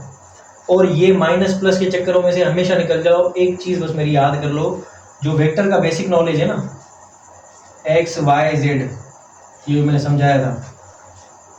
जिस डायरेक्शन में जो वेलोसिटी, जो इनिशियल वेलोसिटी का डायरेक्शन हो, उसको पॉजिटिव सपोज कर दो। सपोज करो अगर इनिशियल वेलोसिटी का डायरेक्शन ऊपर को है तो आपका एक्सीलरेशन पॉजिटिव। हमेशा याद कर लो, एक्सीलरेशन कौन सा होगा? ग्रेविटी। अगर इसकी बात करें तो ग्रेविटी की मोशन अंडर दी ग्रेविटी है। ठीक है, तो अब देखो वेलोसिटी क्या है? ऊपर, और ग्रेविटी क्या है? नीचे। तो इनिशियल वेलोसिटी का डायरेक्शन आपने पॉजिटिव सपोज किया है, तो इनिशियल वेलोसिटी क्या है? ऊपर। ऊपर वाला डायरेक्शन पॉजिटिव है, लेकिन ग्रेविटी तो डाउनवर्ड लग रही है, तो यानी कि ग्रेविटी का वैल्यू क्या होगा? ग्रेविटी का वैल्यू होगा डाउनवर्ड जी, जिसको आप लिखने के हिसाब से बोलते हो माइनस जी। ठीक है, समझ आ रहा है आपको? अच्छा, अगर बॉडी को मैंने ऊपर से ड्रॉप किया, ड्रॉप का मतलब या नीचे थ्रो किया, ठीक है, भले ड्रॉप कर लो, इनिशियल वेलोसिटी क्या है इसकी? 0, लेकिन डायरेक्शन देखो इसका कहाँ है? डाउनवर्ड। तो इनिशियल वेलोसिटी का डायरेक्शन आपने क्या करना है? Positive suppose. तो पॉजिटिव अगर सपोज करना है तो ये नीचे क्या है? पॉजिटिव। अब देखो ग्रेविटी भी कहाँ है? नीचे। तो जब दोनों का डायरेक्शन नीचे है तो ये क्या होगा? पॉजिटिव। ग्रेविटी भी क्या होगी? पॉजिटिव। तो ये नेगेटिव पॉजिटिव का चक्कर है। ठीक है, अब आते हैं हम अपने सवाल के ऊपर, जो कि सवाल हमें करना है। अब देखो a इज इक्वल टू, यहाँ पर लिखने के लिए मैंने लिख लिया माइनस जी। ठीक है, फॉर डायरेक्शन। अब टाइम हमें मालूम करना है। अब ऐसी इक्वेशन जिसमें ग्रेविटी हो, और इस तरह से मैंने इक्वेशन लिखी V F is equal to V I plus A T. अब ग्रेविटी की वजह से मैं यहाँ पर माइनस दे दिया, माइनस जी टी। ठीक है, माइनस जी टी। अब देखो इनिशियल वेलोसिटी 90 है, तो ये जब ऊपर को पहुंचेगा यहाँ पे तो ये थोड़ा सा रेस्ट करेगा, क्योंकि फाइनल वेलोसिटी क्या होगी? 0। फाइनल वेलोसिटी 0 होगी। किसी बॉडी को थ्रो करोगे तो slow slow slow slow slow थोड़ा सा रुकेगा, फिर नीचे आएगा। तो यहाँ पर फाइनल वेलोसिटी क्या होगी? 0। ठीक है, ये जी टी आ गया इधर, तो ये प्लस का हो जाएगा। तो हमारा G T is equal to V I, ये नेगेटिव का है, इधर आएगा प्लस का हो जाएगा। तो 0 में ये प्लस होगा तो जी टी बचेगा। अब आपको क्या चाहिए? आपको चाहिए टाइम। तो T is equal to V I plus G. अब देखो इनिशियल वेलोसिटी क्या है? इनिशियल वेलोसिटी है 90, और ग्रेविटी क्या है? ग्रेविटी है 10। जी याद कर लो, आपको 9.8 लेनी है। ठीक है, मेंशन्ड अगर ना हो, अगर सपोज करो अगर मेंशन्ड हो ना कि 10 ले सकते हो, 9.8 ले सकते हो, तो आपने उसको फॉलो करना है।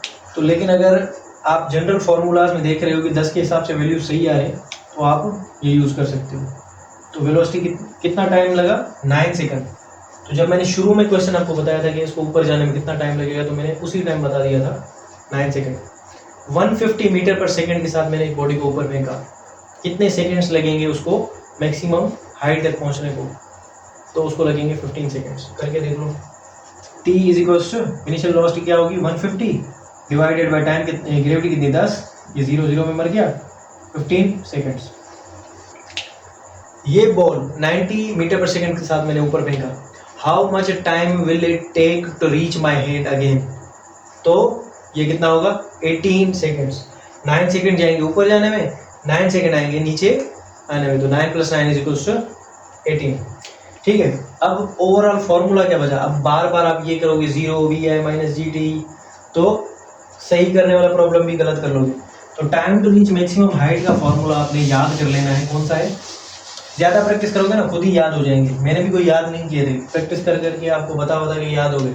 पहले जब मैं पढ़ता था मुझे खुद नहीं आते थे, ठीक है। तो अब देखो time to reach maximum height का फॉर्मूला है t is equals to u upon g. U क्या है, यू है आपकी इनिशियल वेलोसिटी, और टी क्या है, टी स्मॉल लिखा है मैंने, टी स्मॉल मतलब time to reach maximum height. इसको मैं लिख सकता हूँ time to reach max height, यानी कि मैक्सिमम ऊपर तक जाने में इसको कितना टाइम लगेगा। अच्छा वापसी, इसको मैं टी लिखूँ कैपिटल, कैपिटल टी इसको बोलते हैं हम time of flight. Time of flight, time of flight का मतलब ये होता है कि बॉडी कितनी देर तक हवा में रहेगी, ठीक है। वो क्या होगा, तो ऊपर जाने वाला टाइम यू अपान जी, नीचे आने वाला टाइम यू अपान जी। याद कर लो ये उस कंडीशन में होता है जिसमें एयर फ्रिक्शन वगैरह ना हो, अदरवाइज ये फॉर्मूलाज चेंज हो जाएंगे। टाइम ऊपर जाने वाला, नीचे आने वाला, टाइम ऑफ असेंट जिसको बोलते हैं ऊपर जाने वाला, टाइम ऑफ डिसेंट नीचे आने वाला, ये चेंज हो जाएंगे, ठीक है। तो ये हम स्टैंडर्ड कंडीशंस के लिए करते हैं। तो 2u अपान जी, तो ये क्या है आपका टाइम ऑफ फ्लाइट, u अपान जी ऊपर जाने वाला, u अपान जी नीचे आने वाला, तो ये बन जाएगा 2u अपान जी। अब इनिशियल वेलोसिटी कोई भी हो, नीचे ग्रेविटी क्या है 10, अगर मैं बोलूँ इनिशियल वेलोसिटी मैंने 25 के साथ फेंका है, टाइम वापस मेरे हाथ में आने तक कितना लगेगा, 2.5 सेकंड लगेंगे ऊपर जाने में, 2.5 सेकंड लगेंगे नीचे आने में, 5 सेकंड के अंदर बॉल आपके हाथ में। तो सिंपल है, कोई मसले वाली बात ही नहीं है। अच्छा अब मैंने आपको ये तो बता दिया कि time to reach maximum height, लेकिन मैक्सिमम हाइट कितनी होगी। अब ये अगर सवाल आपने करना हो तो ऐसा कोई फार्मूला है जिसमें हाइट भी यानी कि डिस्प्लेसमेंट भी हो और टाइम भी हो और बाकी सारी चीज़ें, तो कौन सा हम फार्मूला लगा सकते हैं। एक हमारे पास है AC = UT + हाफ AT², ठीक है। अगर टाइम हमारे पास गिवन ना हो, सिर्फ अगर मैं इनिशियल वेलोसिटी दूं, अब देखो समझाता हूं मैं आपको।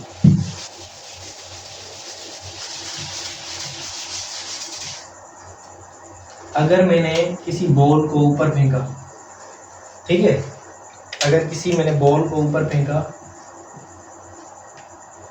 कौन सी वेलोसिटी के साथ, 9.8 मीटर पर सेकंड के साथ, 9.8 मीटर पर सेकंड के साथ, या चलो इसको सिंपल करते हैं 10 मीटर पर सेकंड के साथ। एक बॉडी है जिसको मैंने 10 मीटर पर सेकंड के साथ ऊपर फेंका, तो बताओ ये कितना ऊपर जाएगी, इसकी मैक्सिमम हाइट क्या होगी, h मैक्स।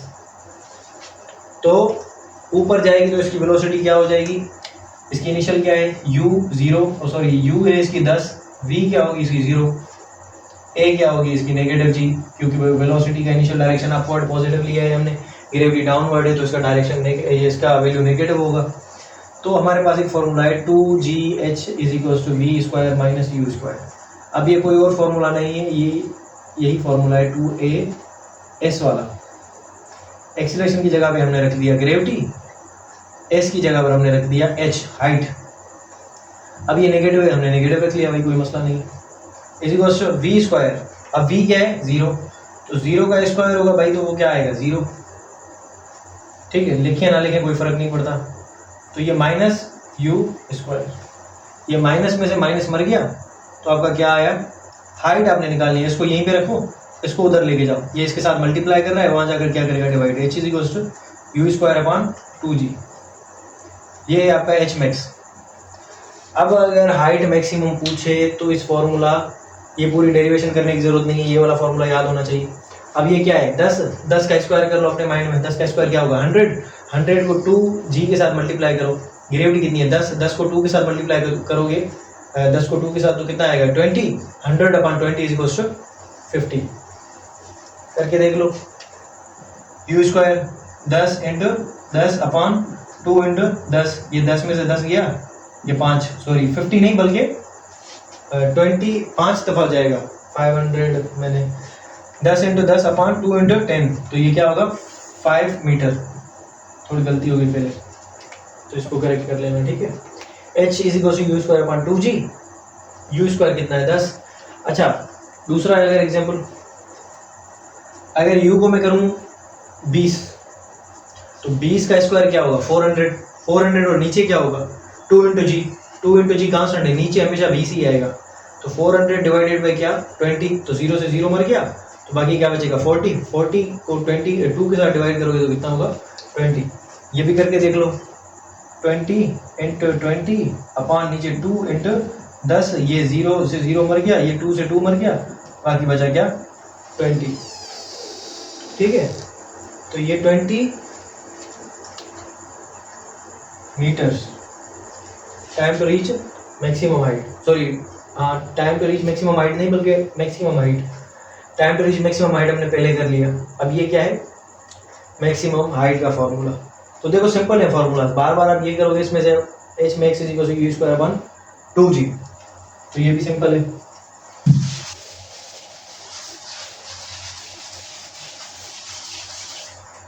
अच्छा तो अगर डिस्टेंस की बात की जाए, ये जो फॉर्मूला है s is equal to u t plus half a t square, तो थोड़ा सा टावर को इंट्रोड्यूस करें। सपोज करो ये आपका टावर है, अगर इनिशियल वेलोसिटी, अगर मैं सपोज करूं मैंने इस बॉल को यहाँ से ड्रॉप किया, ड्रॉप का हमेशा कुछ वर्ड्स के मतलब जान लो, ड्रॉप यानी इनिशियल वेलोसिटी 0, ब्रेक यानी कि अप्लाइड ब्रेक लगाते हैं तो फाइनल वेलोसिटी 0, ठीक है, फाइनल वेलोसिटी 0, और उसके साथ साथ stops car is moving and suddenly stops का मतलब भी final velocity 0, a body starts का मतलब भी इनिशियल वेलोसिटी 0, तो ब्रेक्स स्टॉप्स इन वर्ड्स पर ध्यान दिया करो। तो ड्रॉप इनिशियल वेलोसिटी 0, अब डायरेक्शन कहाँ है नीचे को, एक्सीलरेशन क्या होगी प्लस जी, ठीक। अब निकालना आपने क्या है हाइट ऑफ द टावर, यानी कि ओवरऑल आपने निकालनी क्या है हाइट, लेकिन हाइट के लिए तो हमने एक और फार्मूला पढ़ा था, वो भी हम यूज़ कर सकते हैं, लेकिन वो फार्मूला था यू स्क्वायर अपॉन 2g, यहाँ पे u 0। एक तो चीज़ ये, दूसरी मज़े वाली चीज़ ये कि मैं यहाँ पर आपको टाइम दूंगा, उसके बाद आपने ये फार्मूला लगाना है। मैं आपको बताऊंगा कि एक बॉडी है जिसको मैंने ऊपर से ड्रॉप किया है, उसको नीचे गिरने में सिर्फ 5 सेकंड लगते हैं, तो हाइट ऑफ द टावर बताओ। एक टावर है जिसके ऊपर मैं खड़ा हूँ, वहाँ से मैंने एक बॉल को ड्रॉप किया, बॉल गया नीचे, 5 सेकंड में ज़मीन की तरफ, ज़मीन से टकराया, उसकी हाइट बताओ कितनी होगी। अब आप सिर्फ और सिर्फ कंफ्यूज हो जाओगे कि सिर्फ टाइम गिवन है, इसमें से हम हाइट किस तरह से निकालेंगे। तो देखो फॉर्मूला क्या है, s is equal to u t plus half a t square, तो इनिशियल क्या है 0, तो भाई ये खत्म हो गया, फॉर्मूला क्या बचेगा s is equal to 1/2 a t square. अब ये क्या हो जाएगा एक्सीलरेशन ग्रेविटी, तो s is equal to g t square upon 2, ठीक है। तो ये है फॉर्मूला। अब एक और चीज़, ठीक है, अब एक और चीज़ मैं आपको बताऊं, तो ग्रेविटी की वैल्यू कितनी है 10, तो 10/5 कितना होगा 5, तो ये हो जाएगा 5t स्क्वायर। जल्दी में करने के लिए 5t स्क्वायर, 5t स्क्वायर क्या है for the height of tower, अगर टाइम गिवन है। अब टाइम क्या है 5 का स्क्वायर करोगे तो कितना आएगा 25 को मल्टीप्लाई करोगे किसके साथ 5 के साथ, तो ये हाइट ऑफ द टावर आपको मिल जाएगी कितनी 125। सिंपल है, कोई मसले वाली बात नहीं। बात सुनो, s is equal to ut plus half a t square, u 0 time के साथ मल्टीप्लाई होगा, s is equal to 1/2 a t square, a is basically gravity, s is equal to 1/2 g t square, g/2 कितना होगा 5, gravity की value 10 है रफली, तो 5t square.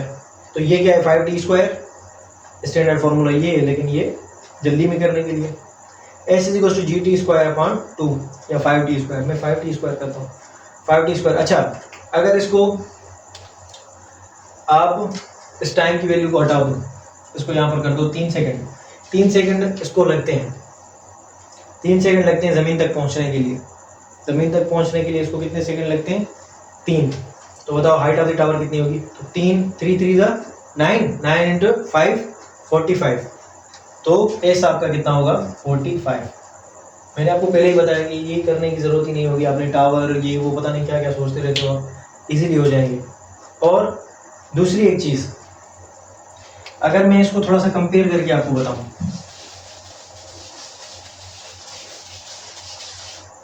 Formula क्या बना हमारा, फॉर्मूला हमारे पास बना था S is equal to g t square या 1/2 जी टी स्क्वायर, इसको मैं इस तरह से भी लिख सकता हूँ 5t स्क्वायर।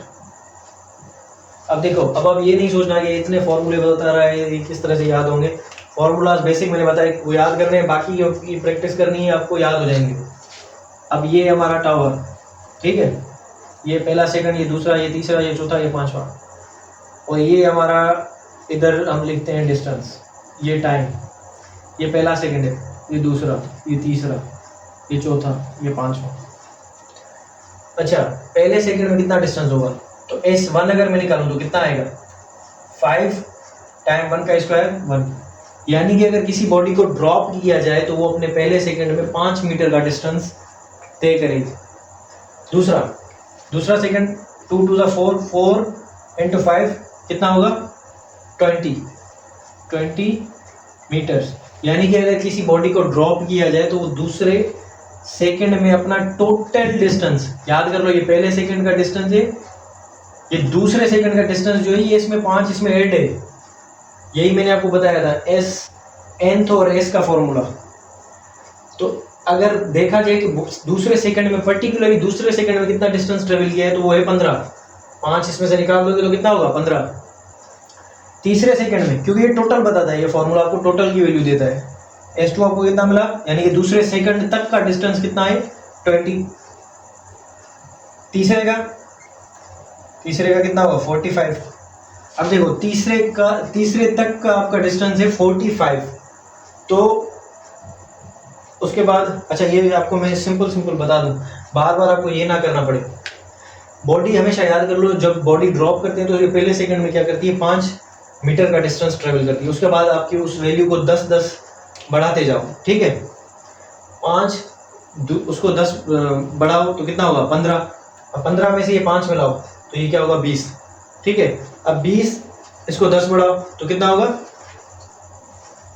कितना हो गया 30, अब 30 में से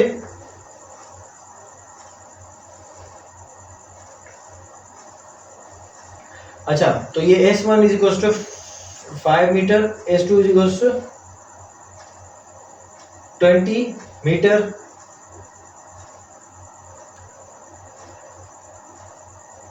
और S3 is equal to 45 metre, और S4 को अगर देखा जाए तो S4 is equal to 4 4 16 × 5 80 metre, तो ये आपका हो गया 80 मीटर, और पांचवे का कितना होगा 125 मीटर। अब मैंने आपको बताया तीसरे का डिस्टेंस इस तरह से, चौथे का डिस्टेंस, पांचवे का इस तरह से, ठीक है। अच्छा, S nth का फॉर्मूला क्या है,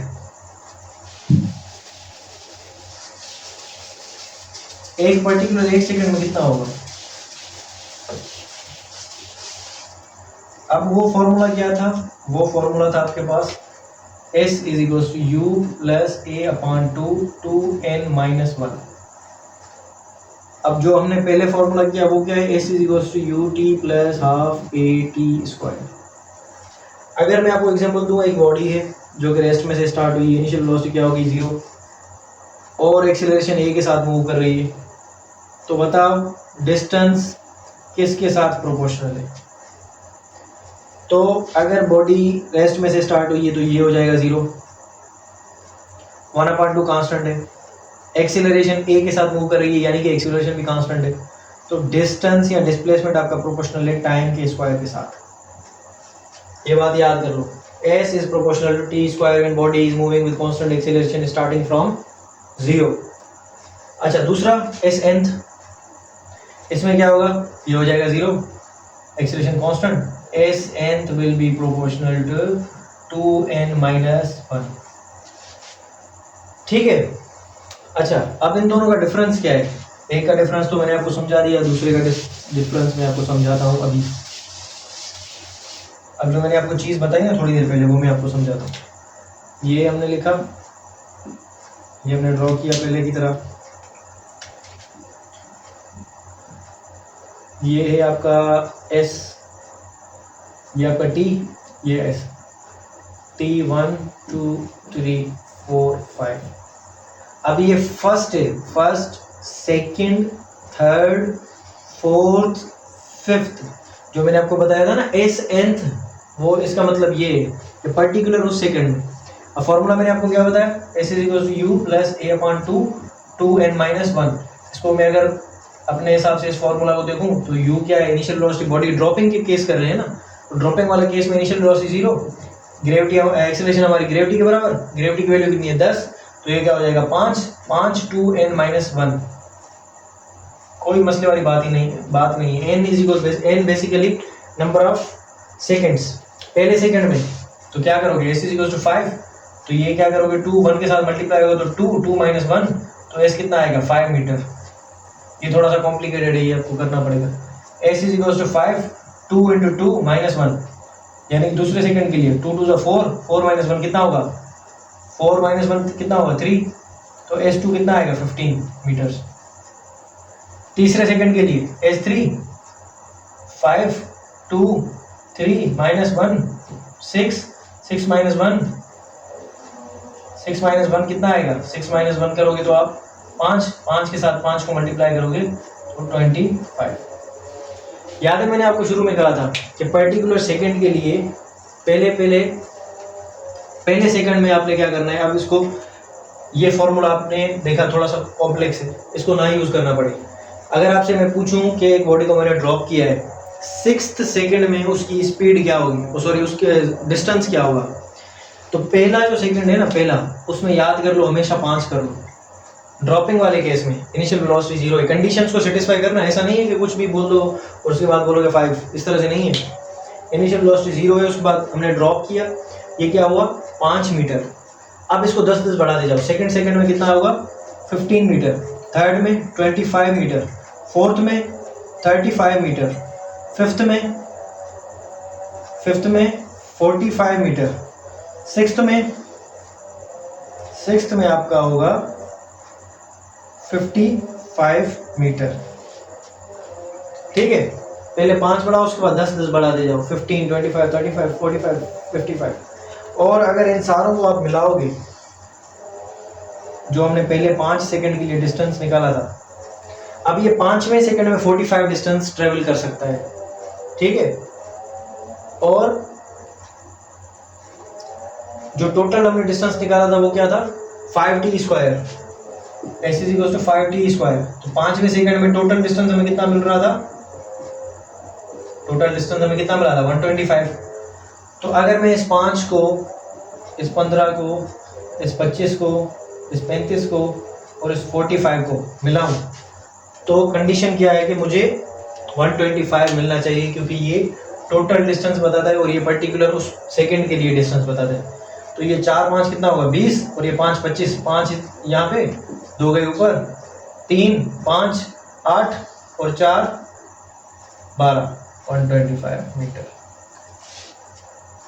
ठीक है, चीज़ें सिंपल है लेकिन थोड़ी सी टेक्निकल है। इस तरह से करोगे तो हो जाएंगी चीज़ें, और इस तरह से आपको समझ में भी आसानी से आ जाएगा। अब देखो मज़े वाली चीज़ क्या है, अगर मैं आपको बताऊं कि एक बॉडी को मैंने ड्रॉप किया है, उसके लास्ट सेकंड में वो 45 मीटर्स डिस्टेंस ट्रेवल करती है, कवर करती है। ठीक है, तो बताओ कि डिस्टेंस टाइम कितना होगा। दोबारा सुनो, एक बॉडी है जिसको मैंने हाइट ऑफ द टावर, एक बॉडी है जिसको मैंने ड्रॉप किया एक हाइट जो है टावर की से, तो वहाँ पे क्या हुआ, उसको 5 सेकंड लगे नीचे जाने में, तो उसकी बताओ कि टोटल उसने हाइट कितनी ट्रेवल की।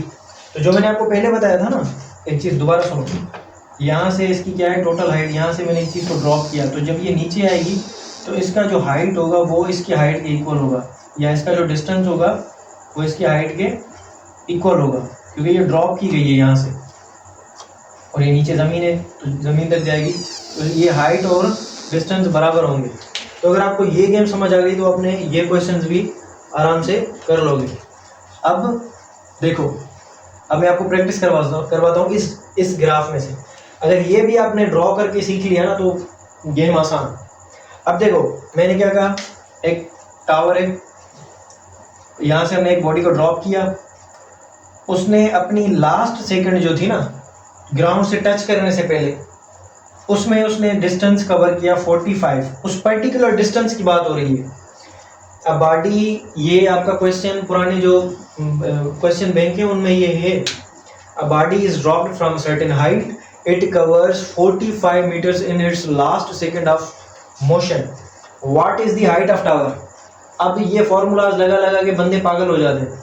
अब देखो 5, 15, 25, 35, 45, लास्ट सेकंड कौन सा था उसका? 5वां। क्वेश्चन आसान कर लिया हमने, कोई पेपर पेन की जरूरत पड़ी? अगर ये आपको याद हो जाएंगे तो कोई मसले वाली बात नहीं है, ठीक है। अच्छा दोबारा सुनो, last second of the motion में वो बॉडी 45 मीटर ट्रेवल करती है, what is the height of the tower, what is the height of the tower. अब एक स्टेटमेंट देकर आपसे मैं कितने सवाल पूछ रहा हूँ। मैंने क्या कहा है कि बॉडी ड्रॉप की हमने किसी हाइट से, वो बॉडी 45 मीटर कवर करती है अपने last second of the motion में, हाइट ऑफ द टावर बताओ। चलो एक क्वेश्चन, टाइम उसको कितना लगा, ठीक है, कितने सेकंड के बाद वो बॉडी गिरेगी नीचे, कितने सेकंड के बाद वो बॉडी जमीन को टच करेगी। तो अब देखो हाइट ऑफ टावर क्या होगी 45, तो पहले सेकंड में 5, दूसरे में 15, 25। अच्छा ये फॉर्मूला आएगा तो भी आपकी मर्जी, एस इक्वल टू 5t², लेकिन यहाँ पर आपको टाइम गिवन नहीं है, तो यहाँ टाइम इस ग्राफ में से आप निकाल सकते हो। पहले में 5, दूसरे में 15, तीसरे में 25, 35, पाँचवें में 45। अब 45 जो है आप 5 सेकंड, यानी कि टाइम आपको मिल गया कि इस बॉडी को 5 सेकंड लगेंगे ग्राउंड को हिट करने में। हाइट आप निकाल सकते हो, 5t² करो तो भी आपकी मर्जी, इन सारों को ऐड कर लो तो भी आपकी मर्जी। Question is simple.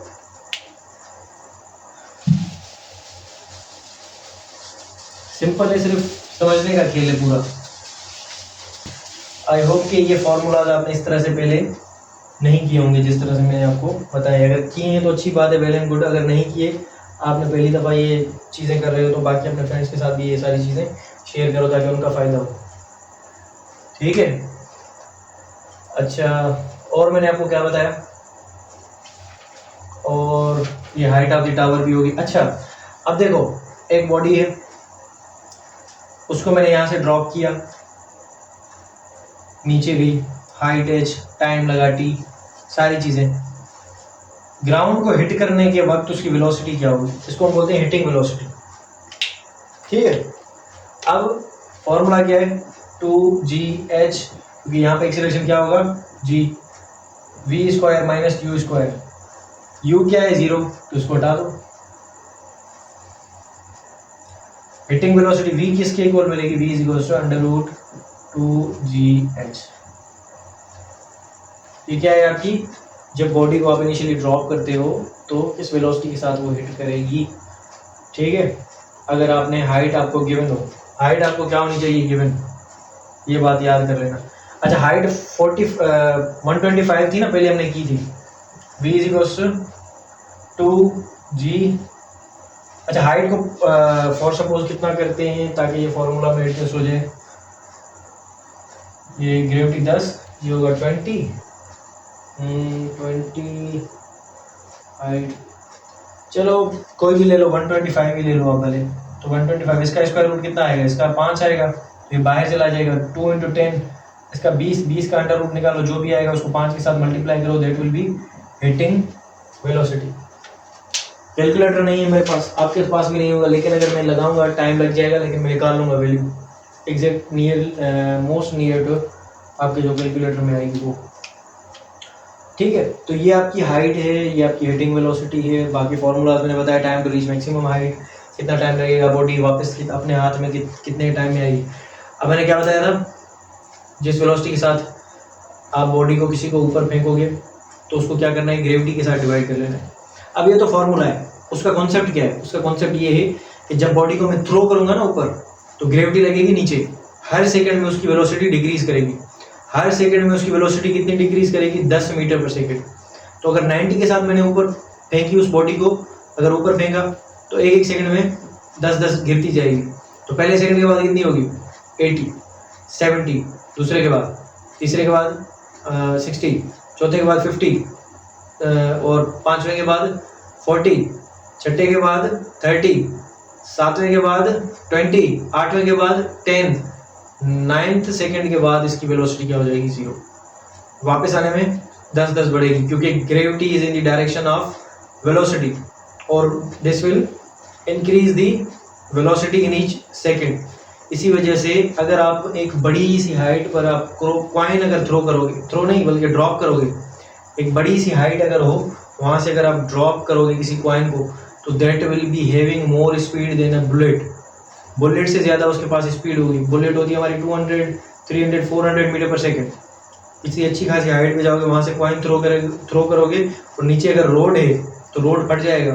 इंसान का, अगर इंसान कोई खड़ा हुआ है उसका सर है तो उसका सर भी फट जाएगा, इतना रिस्की होता है। ठीक है, तो जो एरियल बुलेट्स होती हैं या जो फायर शॉट गन हम अपने हिसाब से कर लेते हैं या शौक के खातिर, तो वो अगर बुलेट सीधी गई और सीधी वापस आई तो जिस किसी को लगेगी वो उसको मार देगी। ठीक है, तो ये सारे थे इक्वेशंस ऑफ मोशन। तो दूसरा एक फेमस प्रॉब्लम होता है आपकी बुक के अंदर कि एक बॉडी है या एक हेलीकॉप्टर है, वो मूव कर रहा है हॉरिजॉन्टली इसी स्पीड के साथ, और किसी पैकेट को ड्रॉप करता है, हाइट उसकी ये है, बताओ कि टाइम कितना लगेगा उस पैकेट को नीचे गिरने में।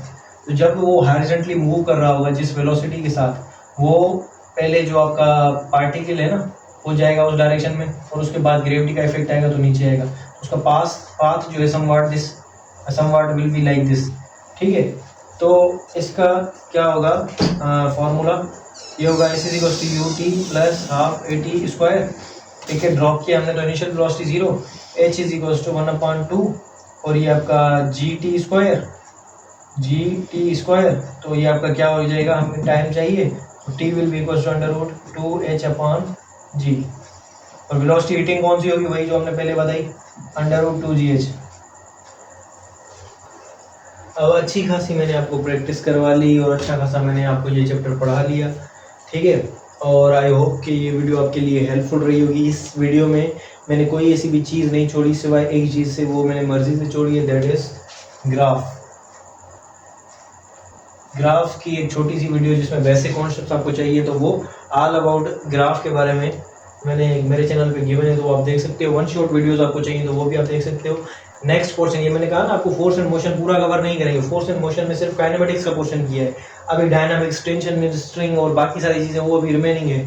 ठीक है, तो जो भी सिलेबस से रिलेटेड चीज़ें होंगी वो मैं आपको बताऊँगा, और इंशाल्लाह नेक्स्ट वीडियो में हम जो है उनके बारे में डिस्कस करेंगे। आई होप कि इन सारी चीज़ों पे आप प्रैक्टिस करना। वीडियो आपको अच्छी लगी होगी, अपने फ्रेंड्स के साथ शेयर करना लाजमी, ताकि सबका फ़ायदा हो। Wish you all the very best. अल्लाह हाफिज़।